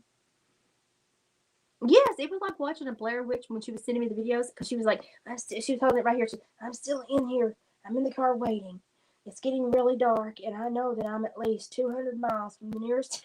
I was like, I'm gonna low jack her, honey, the next time she goes somewhere. Because I was like, you're way too far away for me to help. But she got back. But I got them later because I was resting after my heart issue, and I didn't get them till, and they came in different orders, so I had to watch them all and then figure out which order they went in. And once I knew she was safe, it was very funny. And we did a video call, like, what was it, Tuesday, Wednesday? It was right after all Mom's appointment stuff. We spent like an hour talking, and we laughed about it. And she was like, it was very funny. And she was like, and I was walking on a trail, and she's like, all of a sudden this guy just popped out of the woods. She said, I guess he'd probably taken out off the trail to, probably go pee or something. She's like, and he may not have seen me hiking, and he just kind of popped back onto the trail. She scared me to death. And she said, I thought, man, if Liz was with me, she would have hit him. Because when I get scared, you may end up doing some harm to me, but I'm going to latch on to you, pummel you, and drag you to the ground as I scream. She was like, all I could think was, man, you'd have knocked him flat. Oh, but she had a good time, and it was good to get the videos when I woke up. It kind of kept my mind off of what I'd been through with the hospital and stuff, and it kind of made me giggle a little bit. And I got some videos of the grandbabies, and they were having a big time with the refrigerator box. They made a little house out of a refrigerator box. They were having a big old time. And so my little grandson has not felt the greatest this week. He's had a little bit of a tummy bug. And so I've been trying to keep tabs on him without, bugging him too much. But he went to the doctor. They're like, he'll be okay. He's just working through a bug. But they had the biggest time out of a refrigerator box. And I remember when I was a kid, that was a big thing too. And my kids were the same way. I mean, you could buy them a really awesome toy, and they were going to go outside and play with rock. I think they would probably still do that. I really think that my kids would be like, if you give them anything they could pick from, they probably want to go creek fishing. That'd be good. They're like, dream vacation. We're going to go creek fishing for 5 whole days. Not have anything to worry about. That would be my children's like dream vacation date. They're like, yeah, we want to go creek fishing. But it was fun. It was fun, and it kept my mind off of what I was going through. And so I thanked her for letting me kind of follow along on her vacation. She's really good if she goes somewhere to like give me mini day vlogs. But it was like watching the Blair Witch when she was stuck in the car, and then it became nighttime, and she was like, I'm still here. But it took almost 12 hours for somebody to come and collect her and get the rental car unstuck. And so it was funny. It wasn't at the time. In retrospect, it was very funny. But we had a good laugh over it when we video called. So I've not had a super horrible week. My health is trying to correct, and I haven't had taken in secondary heart medicine today. And my nurses tried me, but the endocrinologist office has chided me, but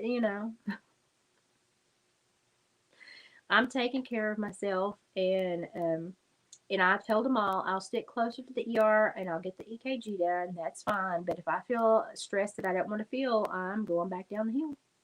That rhymed. I should write a poem. It would be a doozy. But yeah, that's where I'm at today. Doing a lot better. Enough to enjoy a little birthday gift. I'm just here to tell you, for like $9, this is cute. It dries really fast too, so yeah, if you're on the go and you've only got like 20 minutes or so to enjoy nature, you can totally paint your picture. And I'm gonna have to play with it and get better, because I've never worked with watercolor, but I'm intrigued at this point. And I'm gonna go back and layer on this one later and see what I can do to it. I'm not good with florals anyway, but I think a landscape is probably what I'm gonna do next, and try to learn how to layer and build up the intensities for shadow areas and shade, and learn how the colors mix a little bit better. And I know you want to work light to dark, but I know that you can do it on dry paper, on wet paper, or on damp paper. And so I'm going to have to figure out which one's going to work with my technique and create a technique. I'm going to have to figure out what kind of watercolor person I am. Probably not a good one. I mean, that's just probably not a good one. But this is definitely worth the $9. Plus, I still have like 14 tubes of paint to use in my little The only con is those little holes are tiny, and unless you got the light the right way, you can't see what color's in there if it's dark. So, but I'm blind. Y'all know I'm blind. I'm not really blind. It's just that my muscles don't work like they used to because of this disorder. And so when I'm trying to focus, they fight me and do this. So I can't always fine tune what I'm seeing. And that sucks for me because I'm an avid reader. And lots of times I'll have to find an audiobook or pay for an audiobook when I'm really wanting to read something because my eyes won't do it. So it's frustrating for me. Very frustrating. Very frustrating.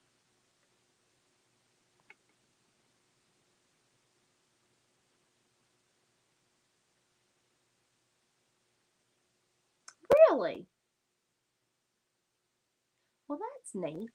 There's little places like that everywhere, and I'd like to learn little places like that. Um, but yeah, I had a Blair Witch flashback when she was sending me those videos, and I was watching them, and I was like, when I knew she was safe, I did have a good giggle, and we giggled together, and when we video called. But it was funny. She had a great vacation, though. Definitely has a memory. She has a story to tell. And it was a nice little respite for me. I kind of went on a little mind meld vacation with her, so it was fun. And she's family now. The kids call her Aunt. I miss her, but she's much happier in Ohio. This place really drug her down. If you're not used to this area, it will drain you and suck you dry because it don't care, and it's hard. Um, and she gritted her teeth and lived here for a long time, and finally it just got her to a place where I was like, your nieces are growing up, you're missing them, you're missing your family. Your job hit a dead end down here, and you're worth so much more in the field you work in. And she was like, yeah, I'm thinking about moving back home. And she's blossomed. She's doing so much better. It was like everything was on hold until she got where she needed to be. And I think we needed her down here for a while, but I think after that while she was supposed to go back home. I miss her, but I mean, we'll probably see. We'll probably go visit each other as we can, and I'm sure she'll be back down to visit. Um, so I'm not worried about that. But we make a good effort to stay in touch. So she's a really good friend.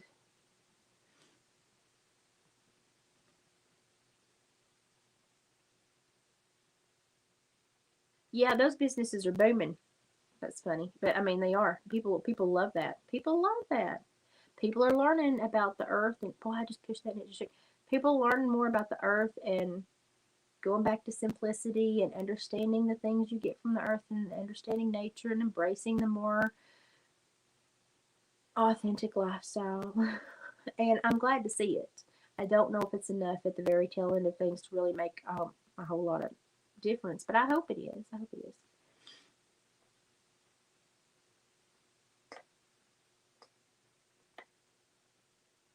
I've heard a little bit, Chelsea, but I've not like gone through it enough to speak on it. But I've that's going to be kind of one of my probably news topics tomorrow if I have time to look at it later. If I have the energy to look at it later.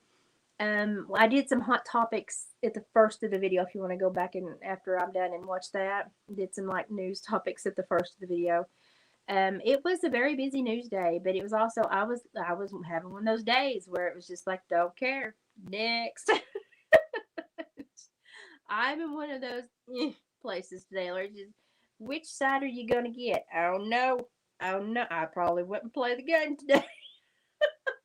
That's where I've been today. It's not been good. It's not been good at all.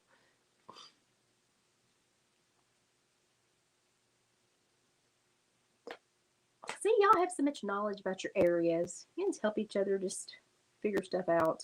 But it's fun. It is very fun. Like you get out there and get dirty and do it. And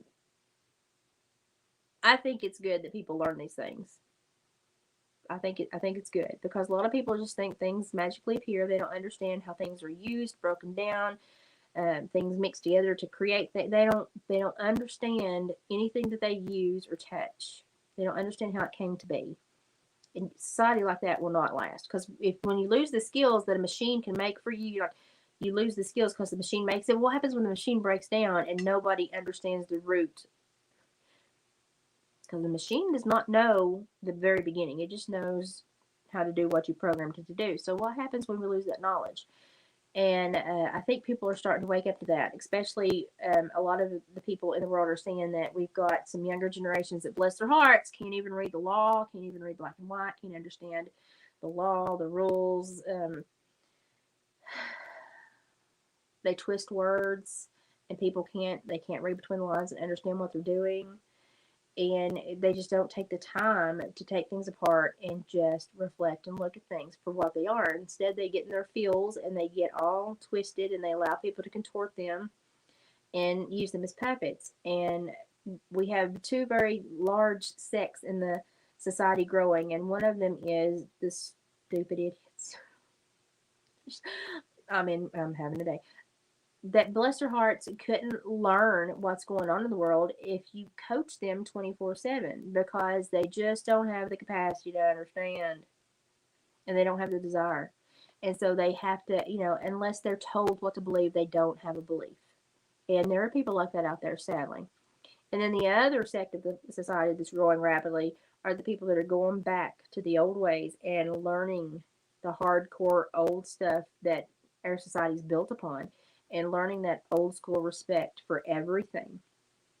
And those two are going to battle it out. I'm sure it's going to be which group is going to win in society, and which road are we going to choose in the future as a group of people. I don't know. It doesn't look promising, if the crybabies get it. I mean, if all you do is whine about things, I like to see people that roll their sleeves up and say, okay, well, let's resolve the problem. Let's find a resolution. Let's work together. I don't like people that say, I don't like that, and it's my job to tell you I don't like it. Okay. Are you going to help me change it? No, I told you I don't like it. You need to change it. I'm fine with it. Well, I told you you shouldn't be. And it's like, I don't care. Don't care. But they're becoming so abrasive now, especially with the murder of that couple. The twisted thoughts they have on the Middle East conflicts going on. And we are a melting pot, which is a good thing and a bad thing. It's a good thing because we should be able to come together and embrace everybody and understand everybody's culture and roots, and have a modicum of respect for everybody. But no, it's a bad thing in that we all want to make our cultures the most important, and then we get butt hurt when everybody else does something. And then we have to jump on the merry-go-round and champion other people's causes that we don't know crap about, and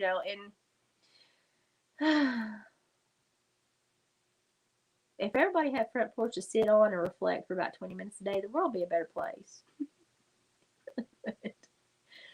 But these younger people have a lot of momentum in their souls, and bless their heart, if they don't have a path to lay it out, it normally finds a person. And that's when we have the societal issues that we're seeing happen. Bless the hearts of the people that do find a path to place their energy upon, because they're doing hard work. And maybe they're the cleanup crew of the next generation. I don't know. I hope so. I really do hope so.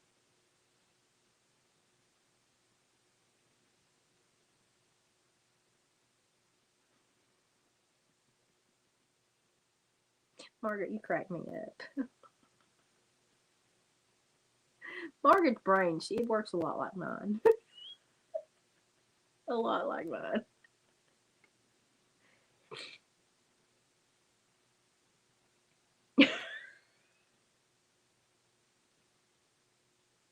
Margaret's having one of them days too.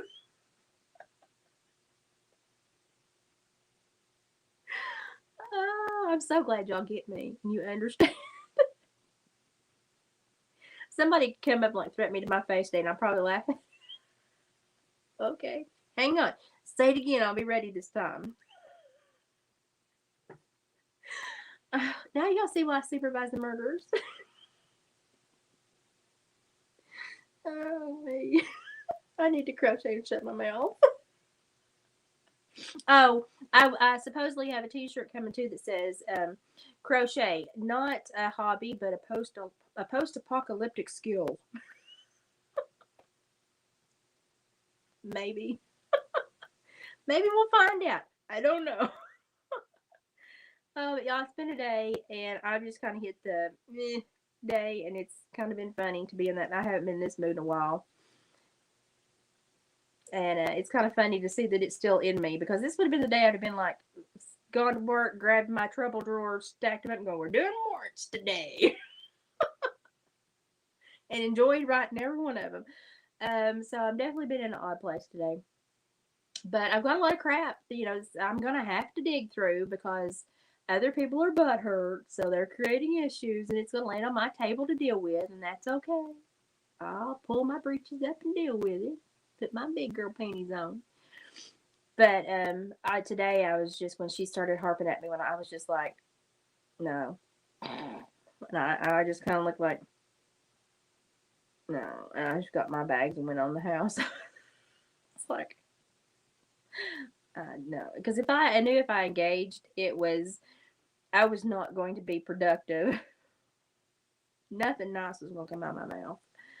And I knew that we were going to end in a 3 hour issue with Popo in the yard. And I was just like, I'm not there today. I'm not. It would either go terribly south or wear me out physically. And I was like, I don't have the time. I don't care today. I'm just going in the house taking a nap. You just stay out here and cuss in the wind. I don't care. I just went in the house. And I thought, we'll pick another day when I have more energy. I'm a little busy today to deal with you. So I know that probably made her more mad, but no, I'm sorry. It wasn't on my schedule today. I don't know what else to tell her. We'll review the schedule for next week. I'll try to pencil you in. Don't hold your breath. I'm in mood. It's not a good mood. It's bad. Oh, she's been in research land. She's been so far in research land. I'll be back. Hang on, I'm in the middle of something. She is so busy right now, but it's good. It's good. It's when she's busy, she's happy. So it's good to see her busy. And I got to get caught up on stuff where I've been so busy too. I told her, I said, I'm so far behind. But we've got to have a sit down chat again and get caught up with each other because we've just done little quips back and forth, and then she's been in a research hole lately, and I've been in a health crisis month. Um, but I expect her to visit. I expect her to visit sometime before summer's up. I'm sure she'll be down here. And we're getting to the point where we're missing each other and we know we just have to make an appearance. We're getting to that point.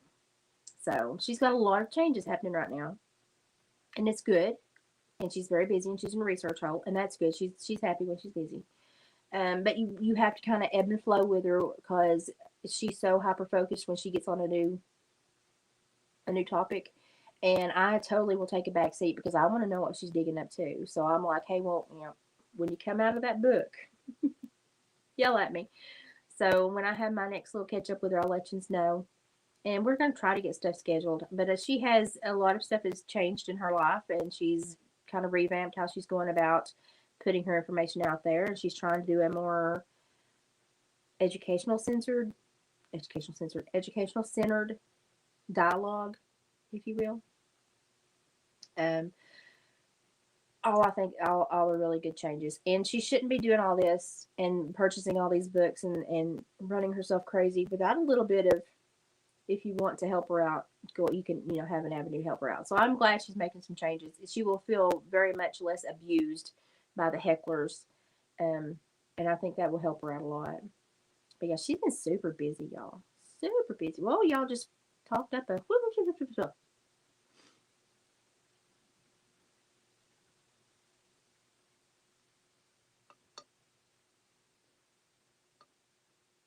oh yeah. Oh yeah. I mean, yeah. We are so low on the totem pole, we don't even exist. We're below the concrete. We're below the sand, below the concrete. But I mean, we're way down there in that hole. We don't matter. We don't matter. No, no. No, no. You listen. Don't feel bad when you have to listen to Sabrina stuff and listen to it over and over. I have to take it apart sometimes so I can comprehend it. And listen, I'm fairly quick on the uptake. Sometimes. And I'm sitting there going, well, hang on just a daggone minute. And I have to go back and listen to that again. And then I have to take it apart and I have to do bullet points. Like that book that I have been toting around with me. I read the same page about 5 times. And there's just a lot there. And I'm going to start breaking it down for you. And I think I'm getting to a place where I don't think Mom's got another health appointment until the 28th. And then not another one unless something is scheduled until the 11th. So we've got a gap there. So things will kind of calm down for me a little bit. I'm thinking. And so we're going to do some sharing of that book. I don't want you to purchase it. It's expensive. Don't purchase it. I'm going to kind of share the information and do bullet points of what I'm learning as I read it. And then if you all think it's enough that you want to purchase it, you can.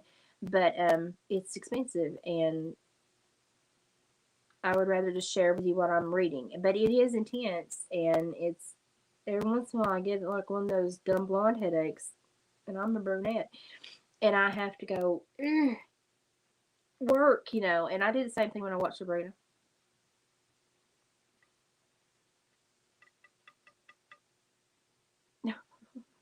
We need to be more vocal. We do. I mean, every doctor now, and I said it straight to my PCPs, primary care physician. Every time I say PCP, I think the drug screen. And I think, did I say that right? Because my mind goes back into my primary care physician. I told her, I said, because she was mad because the insurance was trying to put parameters on treating a patient, and I overheard her. I didn't hear the patient's name or anything, but I overheard the fuss she was having with the insurance agency, and I was like, isn't it sad that somebody is overseeing a doctor that doesn't have a medical degree, but has the power to augment the doctor's treatment of the patient, and therefore the people that are receiving the treatment, the patient, is actually not a patient, but just a guinea pig for somebody that doesn't have a medical degree. And she's like, I'm very frustrated. And I was like, I am too. So if you think your doctor is like a number one over your care, no, it's the insurance company. And that's why I think that medical care is probably going to go back to the old pay system of cash, no insurance existing anymore, cash treatments, and eggs and chickens and hams, and it'll all be received again, because the doctors are getting really fed up with insurance agencies. And a lot of them are pulling out of these big corporations, and they're going out on their own, going rogue, and they're going to cash payments, no insurance, and they'll just see people. And it's working out for a lot of them. And so I think our medical, our whole medical field is going to have to change to catch up with where society is, because we're over it. We're so far over it. So it was nice to hear, though. It was nice to hear. Yeah, and you have to be your own advocate. Nobody else is going to advocate for you. You have to be loud. You have to be obnoxious. And if you get a doctor that is not going to listen, what good is he? What good is he?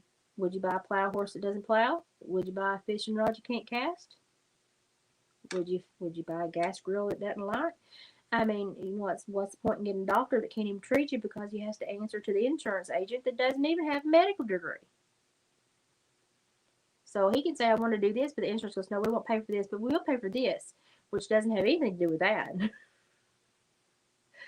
And it's a whole barter of, we want to be able to bill for this and get this money, and we'll take the 40-acre turn to get to where you want to go, but we want all this money before we go 2 inches that way. And the doctors are getting really frustrated. There's a lot of malpractices because doctors are missing things because insurance agencies are coercing treatment.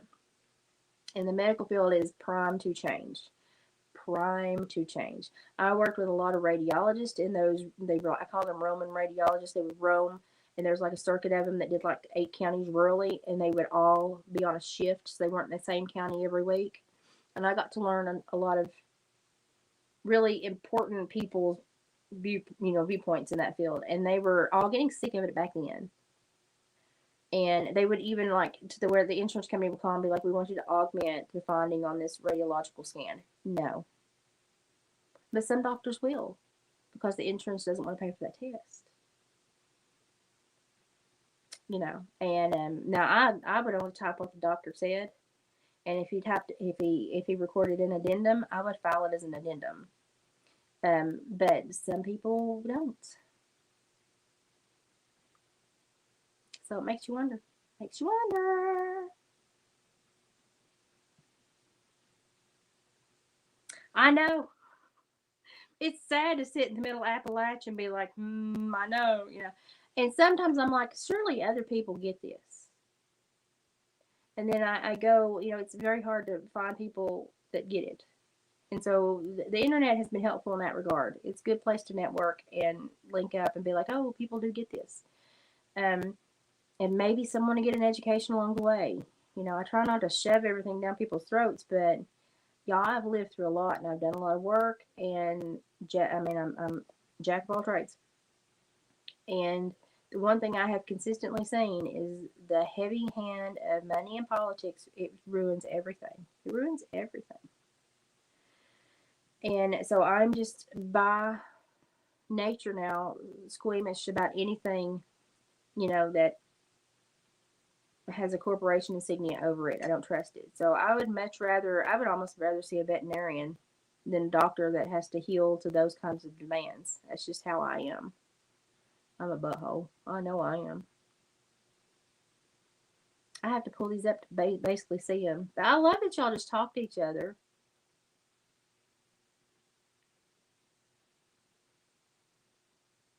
Yeah, there's a lot of people, and I don't always have the time. So when you send me links, I appreciate it. I don't always have the time to always consume everything I want to consume in a day because I'm so busy now with all this health stuff going on. But I appreciate the links. They help me a lot, and they help me follow the network.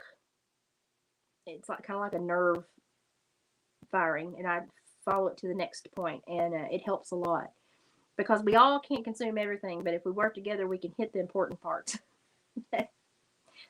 We need to hit the important, and we need the Cliff Note version quickly to keep up with what's going on in this world. We really, really do.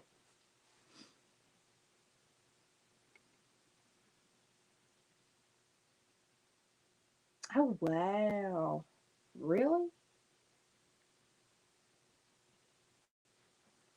That's how I knew something was wrong with that medicine because I just started to swell, and y'all can see how much fluid has come off me in the last like almost 10 pounds this week since Sunday. And I knew as I was just swelling, I felt so bad, and I knew I was swollen. Don't put on shapewear panties when you're swollen either, because then you'll feel like the Michelin Man and you'll be uncomfortable all day. I learned that the hard way. That was a bad day. That made me feel so bad. But now that it's just fallen off of me, I'm like, it absolutely, I knew it was the medicine. My whole body was like, this is not good. This is not working. And it took about 3 days. Yeah, 3 days to start getting back to where I wasn't having the palpitations again. And today I've not had to take the secondary heart medicine at all. So I think I'm about back to normal. I've still got a little bit more fluid come off at me, but I feel a lot better now.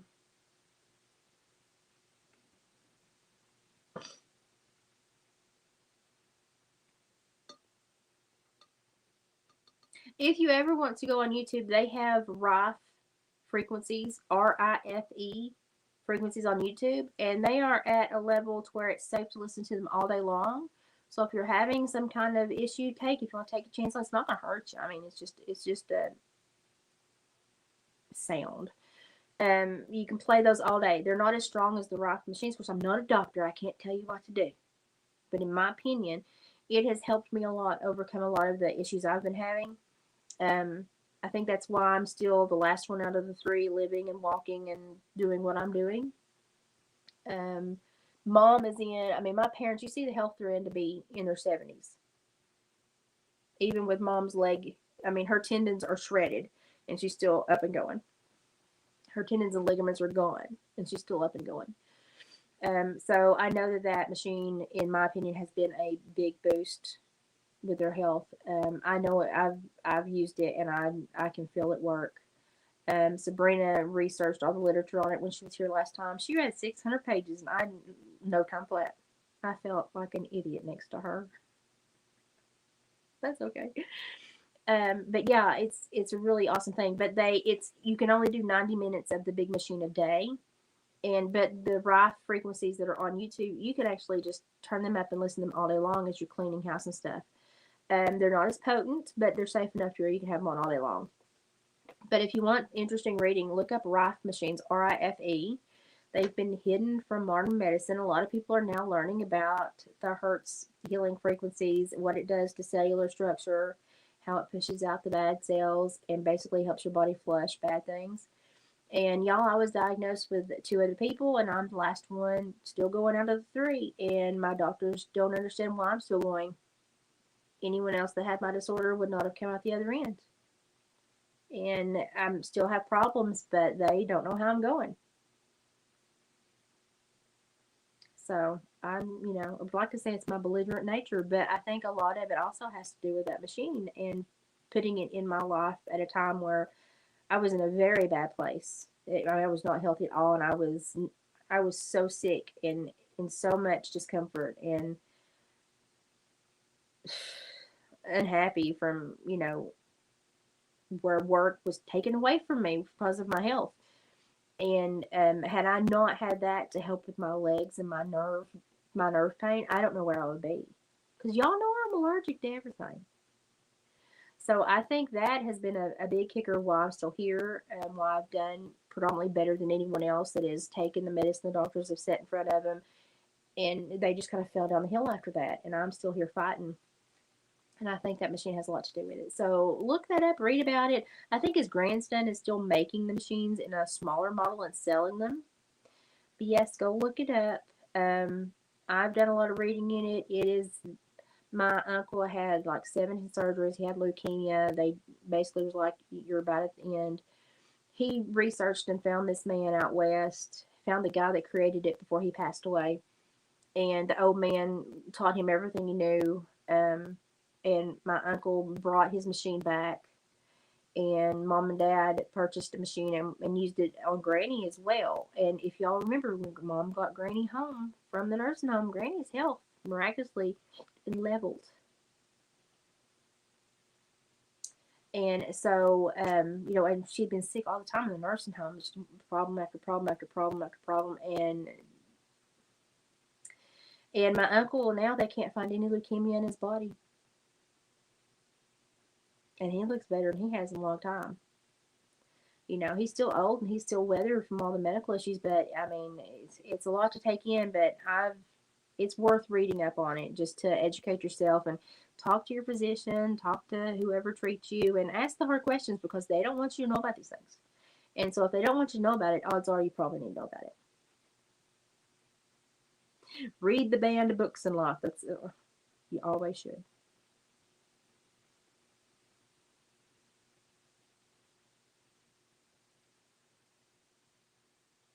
Burdock roots, plantains, they plethora of things they're good for.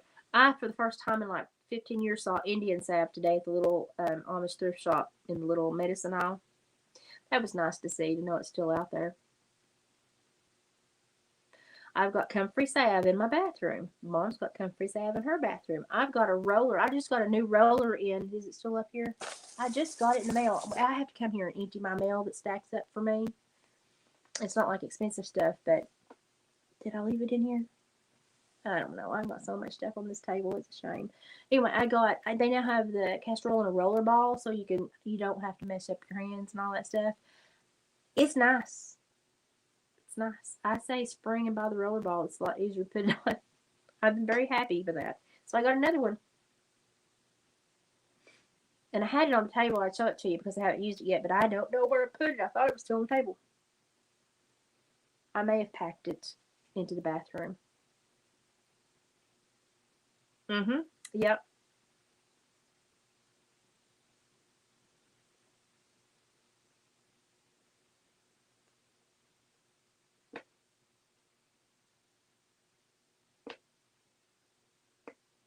I know, they look at their iPad.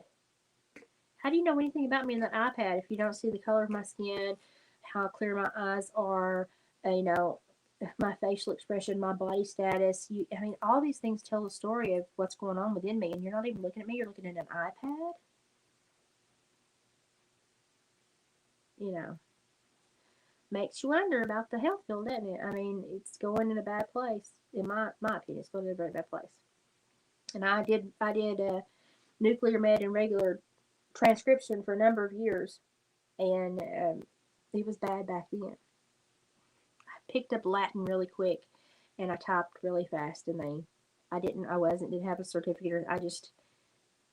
It was easy for me, and I worked there with people that had worked there for years, and they were like, I would pull more work off the system than them. They'd be like, "How long you been doing this? 6 months?" I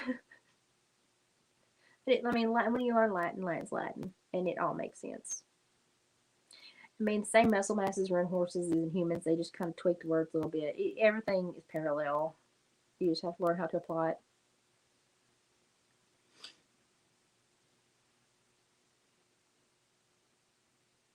Well, I mean, the basis for almost any kind of salve is a carrier oil.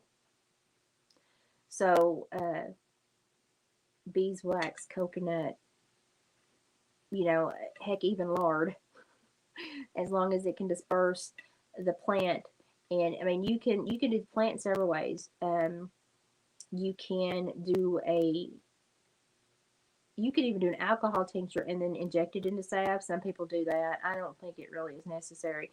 A lot of people literally just steep the plant and then keep composting and re-steep until they get a very concentrated form of that plant, and then it's mixed in the salve. And some plants are good for that. Some plants are not good with heat. Some plants need to be basically cold brewed.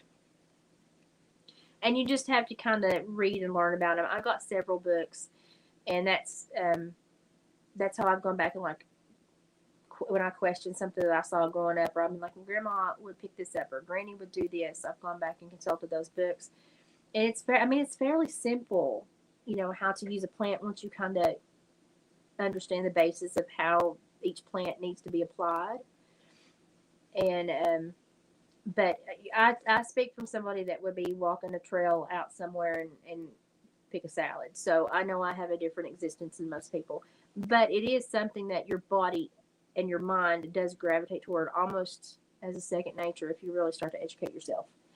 And when your body responds, then your mind responds even better. So it's something that once you hone that skill, it will just go right into it.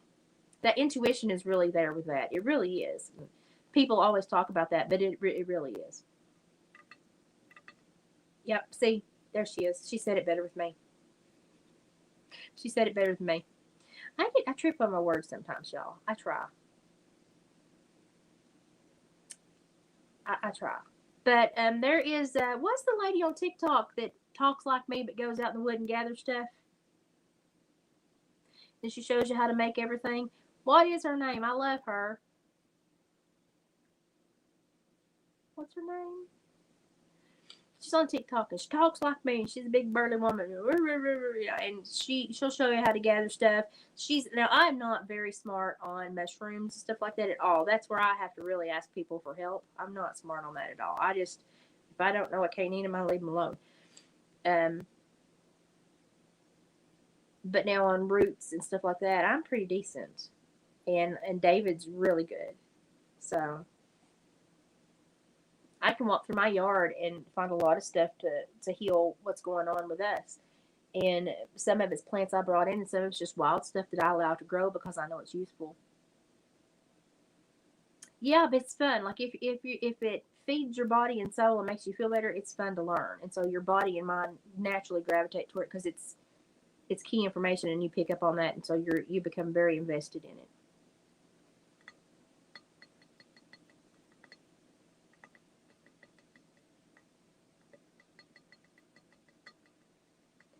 Lots of stuff, when you mix stuff or you heat stuff, different plants have different ratios where they dispense, and then they'll dispense what's good within them, and then it becomes not good after so long at certain heat levels. And it's just trial and error. It's just trial and error to learn it. But, every family here has a dehydrator, and water bath canners, outdoor cook spots for long-term cooking, and you can kind of tell we live a different life, but it's good.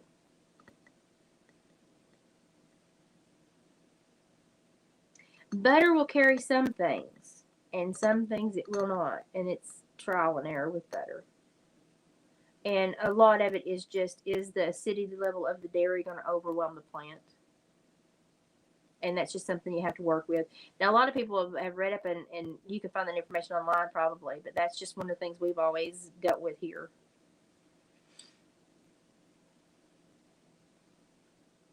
Yeah, it's really easy to get a plant into you effectively. It really is. Like, there's really almost, if you're safe and it's edible, there's really not a really hard way to hurt yourself to do it. So, but you just have to read up with it and talk with people that know, and learn read some medicinal books and talk to people that are educated in that way. And it's really interesting. But once your body responds favorably, you're like, oh, and it's not a chore to learn it. It's really pleasant to have that knowledge within you. So I had an upset stomach the other day, and I went out and popped an apple mint up and brought it in, washed it, and started chewing on it. My stomach was fine about 20 minutes. I'm sure I look weird to some people, but it worked.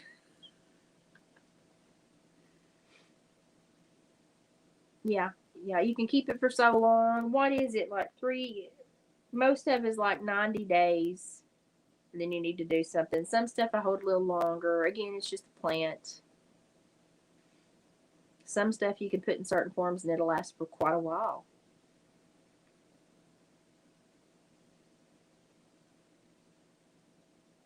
Yeah, it really is. If it's not that, it's really easy.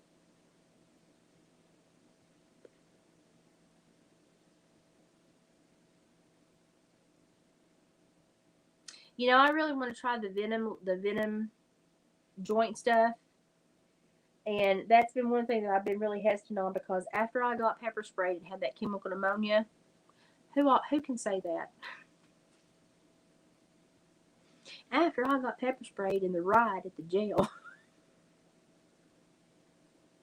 me and 5 of the COs were hospitalized because we sat for 25 minutes and 3 cans of. It's bad. Every one of them CO officers men had to empty their whole can. And I was like, well, that's great, because they hit the lockdown button and we can't go anywhere either. So we're all fixing to look like raccoons and droopy dog. And we did. And 5 of us were hospitalized. And my left lung is scarred. So I really wanted to use the venom, but that made me very sensitive to certain things. And then after I had that, every time I would get stung, I would have a very bad reaction. To the point where one stung me in the elbow one time. It got so it was in the bad place in the joint and near, I guess, blood flow. And I actually ended up with an infection in my blood. And they were like, this is out of the norm. And I'm here to tell you, I never got sick like that until I started having all those stupid shots to work in the hospitals and in for the state. And you had to have, they were like, you could opt out, but you couldn't go more than so many years without taking one. And I would always try to fly under the radar. I'm one of those. So I didn't take as many as most people. But that's when my body started breaking down. I mean, a lot. Childbirth was not pleasant either. My body didn't like having babies. I love my babies. My body did not like having babies. But it was hard on me. But then as soon as all of that, my body just gave up. And I went through a lot of trauma too, but I know that was the breaking point for my body. Especially the pneumonia vaccines that they forced us to take to the hospital. That was one of the reasons I left the hospital. It was bad.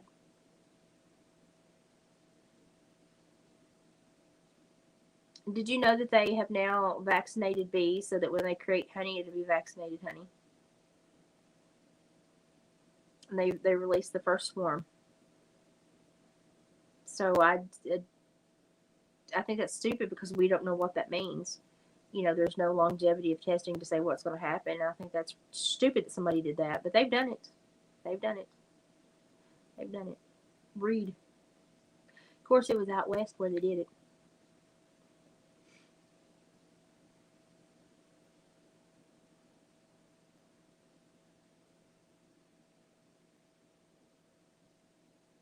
Okay, if you've got something to say to somebody, spit it out now, because I'm fixing to end this and I'm going to eat my chicken and broccoli. I'm getting tired. You can tell by my eyes I'm getting tired. But I've enjoyed this. It's nice to chit-chat and have like-minded people hang around and know that you're not crazy. Know that some people get it. It makes me feel better to know that there's hope sprinkled out there when sometimes I go through days where I don't see hope. So today was the day that I was not a good representation. I was in a good mood today. I was in a surly mood today. So I knew to don't engage, Elizabeth. It won't end well, don't do it. So I didn't. And if I'd had more energy, I probably would have. But I don't want an altercation. I don't like this tense living. It's not how I want to live my life. And I can't defuse a bomb that wants to blow up. And so I'm just going to step back and let it go. And it's sad that I have to say that, but listen, that dog ain't going to hunt. I can't fix that problem.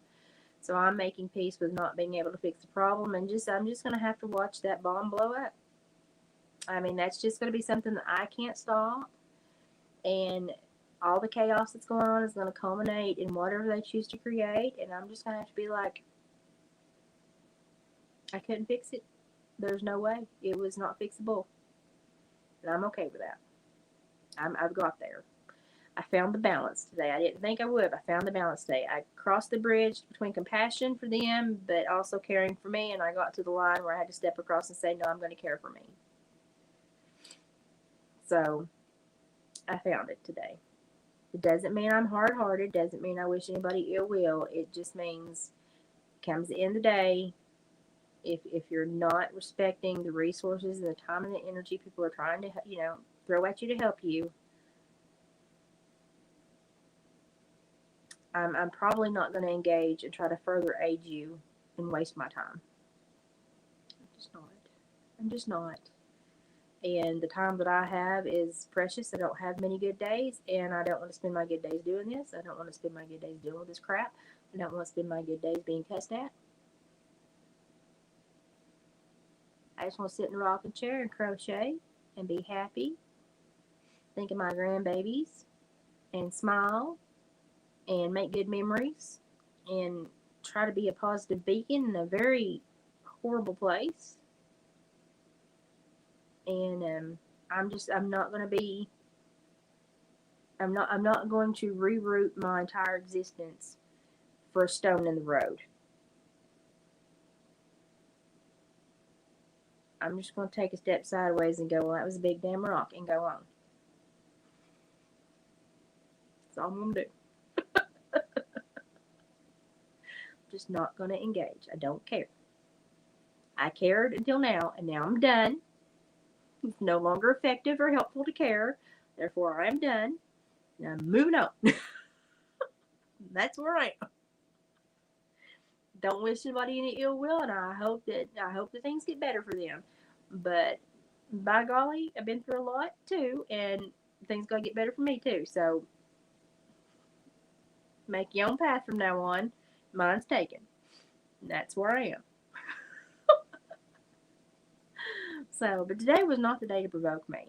Honestly, if somebody got my face today, it would not have been a good day because I was just in one of them moods. Just in one of them moods. I was done with everything. So, but I did. It was nice to get away from the house and enjoy some time with Mom and Darlene and be in the calm, quiet Amish community. It was nice. I got to go to the leather shop and smell the leather. That was lovely. And I got to look at the last saddle they made, which was $2,995. But it was beautiful. Oh, it was beautiful. I got pictures of it. I got video of it if I get it from Mom. So I've got lots of stuff to share if I can get it shared. I'll get it from Mom. Don't worry, I'll get it. She probably don't even know it's still on her phone. I'll say, send those to me. I'll get it.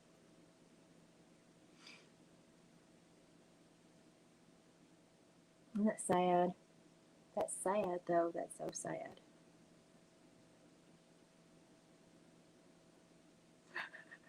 No, Margaret, you're not. Lord have mercy, I pushed another button. I pushed buttons on this StreamYard, and I'm like, what the crap did I do? I'll get better at it. I don't use it all the time, but it's really good for the comments. It helps me be able to read them without straining. I'm belligerent. It's the best quality I have. And in this day and age, it's pretty doggone handy. I just, I'll lay in and push against you for a little while, and then I'm going to go, yeah, I'm done. And I'll go and get into a fight I can win that's worth winning. And I just identified today it's not going to work out the way I want it. Probably not going to work out the way they want it. I'm okay with that, but I'm going this way and then go that way, and never the twain shall meet, and that's where I'm at. I've done all I can do, and I ain't going to do no more. I'm done. And when I hit done, I hit it like Mach 90, like G-force, stop, and I'm done. There's no more gas in the tank. Done. And I can literally walk away and never look at you again. And I can shut it down. And it's because I make peace with the situation. And I would much rather find a balance, but sometimes the balance is making peace and walking away. So, but I'd much rather do that than get stuck in this tense altercation land they want to live in, because that's not where I live. It's not where I live. Have a beef, or shut the up. And if you're going to say something, don't turn your back and say it. Climb the fence and say it to my face, or don't say it at all. What's the point? What's the point of living in tension for 10 months when it would have took 2 minutes to have got it over with? Rip the Band-Aid off. And so I'm not willing to live like they live. I'm not accustomed to this, and I'm not going to grow accustomed to it. And that's just how I feel about it. What is it? That's the truth. That's where I am on that one. And I'll be pleasant when I can be pleasant. But if I can't be pleasant, that's probably on you.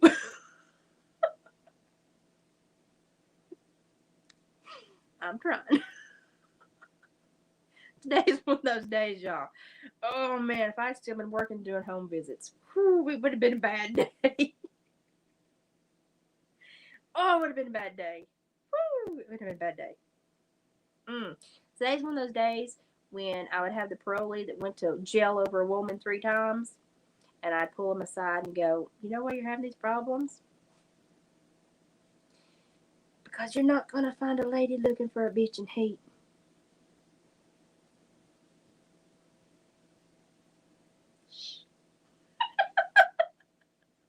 Just slowly walk away and let it sink in. Just toddle on off the other way while it just flushes through them. Just go on about your day. And then if supervisor calls, go, well, did I lie?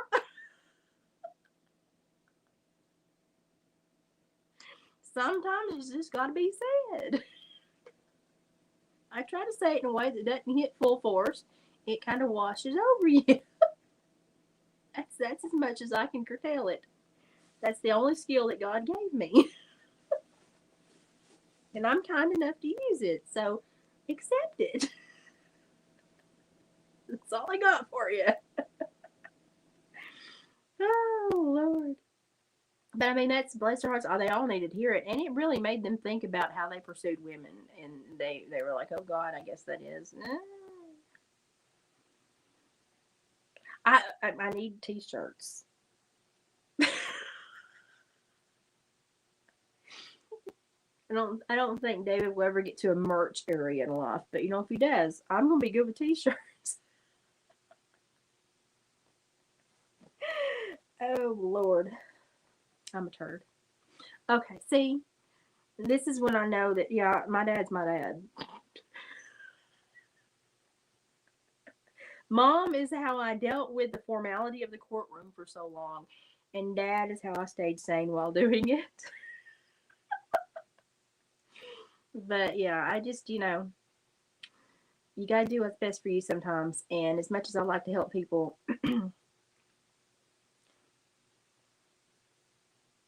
And some, if they're not going to help themselves, I'm going to stop funneling my energy there. So it's very important to have a line where you retract, because at the end of the day, my biggest issue with this is that they have no middle ground. I'm either a complete enabler approving of all their madness, or I'm a complete antichrist in their world and causing all their doom.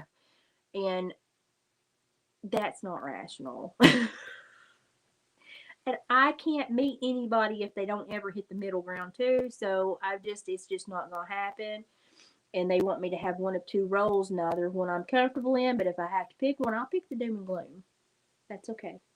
And I'll just walk away. Just know that thunder happens when I'm in the room. Just, I have the power, and I'll just be like, that's fine. I'll play that role. That's what's needed. That's fine. So I'm just going to be the giant turd and then, and just walk away from it. And it's for my sanity and my health. And I don't want my life to become a reflection of what they are.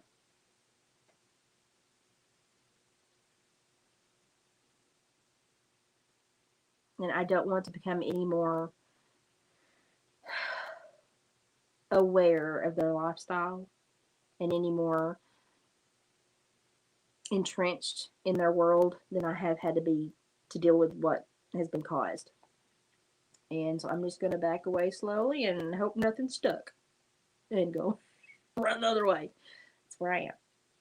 Sometimes the best thing you do is walk away. Like I said on the feed the other day, sometimes the hardest thing to understand is that nobody has a salvation. Stop. The hardest thing to understand is nobody has a salvation silver lining. You have to make it yourself. And some people never get there, and you can't generate it for them. But don't miss yours because you're helping somebody else chase theirs. So at the end of the day, I got to take care of me. And I hope that you always do make that decision to take care of you, because if you don't take care of you, you can't help anyone ever. So by taking care of me, I'm still going to be able to send people to rehab and help the people that I know I can help without dispensing my energy in an unfruitful place. That's as nice as I can say it. That was actually very nice. So, but I just got a low power thing, so I'm going to have to go. I have really enjoyed this. I needed it. I've had one of those days, been in one of those moods. Thank God I didn't drink caffeine today. It would have been bad. Feeling better. No heart palpitations today. No secondary medicine needed.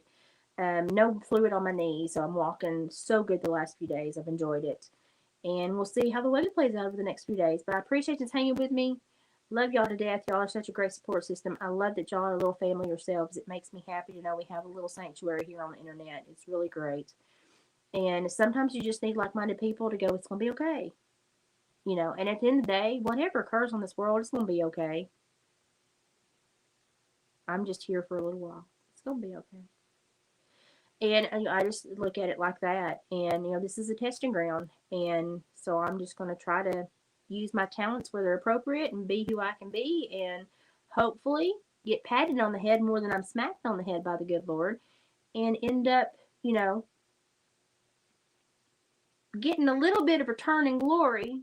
I don't want a mansion. Can I pick my neighbors?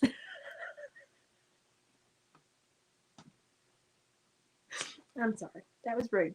Anyway, I'm going to stop there because it's going to get worse. That's where I am. And sometimes you just got to be here. And you got to shake it off and walk away from it. Everyone's like, how do you eat an elephant one bite at a time? You walk away from the freaking elephant. I ain't going to chew on that. Sometimes you got to say it. I'm walking away from the elephant. I didn't sign up to eat that. Ate a lot of things. It ain't going to be one of them. Y'all have a great weekend. I'm going to enjoy tomorrow. I'm going to plant some seeds. I'm going to be stuck up here. I'm going to do something I'll enjoy. And when I get back down to the farm after my EKG, we will do some more farm vlogs. And we'll check Dad's garden when I have good cell feed. He didn't have good cell feed the other day. And I'll try to do a video on my iPad of it because he manicures his garden so beautifully. So we'll do some more garden vlogs and some more cooking vlogs and spend the evening with us. We're a boring bunch of people, but sometimes it's nice to sit down and just see a calm, funny evening with people that are calm and funny. And Dad's a hoot. So we'll do some more of that. As everybody's health maintains, I can do some more of the videos and filming. Mom enjoys it. I just have to make sure we're all in a good place health-wise. So thanks for letting me pump my brakes for a little while and deal with some stuff. And as soon as I hit plumb and health wise, I'll try to do as much content while I'm feeling good as I can. So thank you guys so much. Also, share the link to the store. I'm going to go and repost Ashley's link to her community aid program. Make sure that you go check that out. Even if it's a couple bucks, I'm going to try to sell that quilt so I can send some and pay a couple bills. And so there will be a lavender quilt go up on David's shop. I'm going to try to get pictures up tomorrow for him. And I may go ahead and tell him put the candle holders on there. There's going to be some new stuff come up. And I'm still working on the raccoon. I broke 7 needles. I've almost got it done. And I've got a coyote fur mantle that I have got some sewing to do on the Juki machine when I go back down to the farm. And then that should be done. So lots of progress being made, even though I don't feel good. Lots of crocheting done. I've got like 5 unstuffed bodies in a bag over there of crochet animals. It's cute though. It's kind of morbid, but it's cute. So lots of stuff still going on in my world. As I'm able to share it, I'll share more. But thank y'all for the prayers, love, support. It means the world to me. And it's nice to huddle and feel the huddle of everybody else that's happy to be here. So thank you so much. Go have a wonderful weekend. Hug the people you love. Take some space from the people you don't. It's okay. And make sure the sun shines in your world. That's what I'm doing. And if you like that watercolor, it's awesome. If you want a link, I'm sure David can find it so I can give it to you. So just put it in the comments after this loads and say, hey, I want a link to that watercolor. Get it from Dave, and I'll get it from him. Okay, I'm going to go eat my broccoli. Sounds good right now. I'll talk to you later. Bye, guys.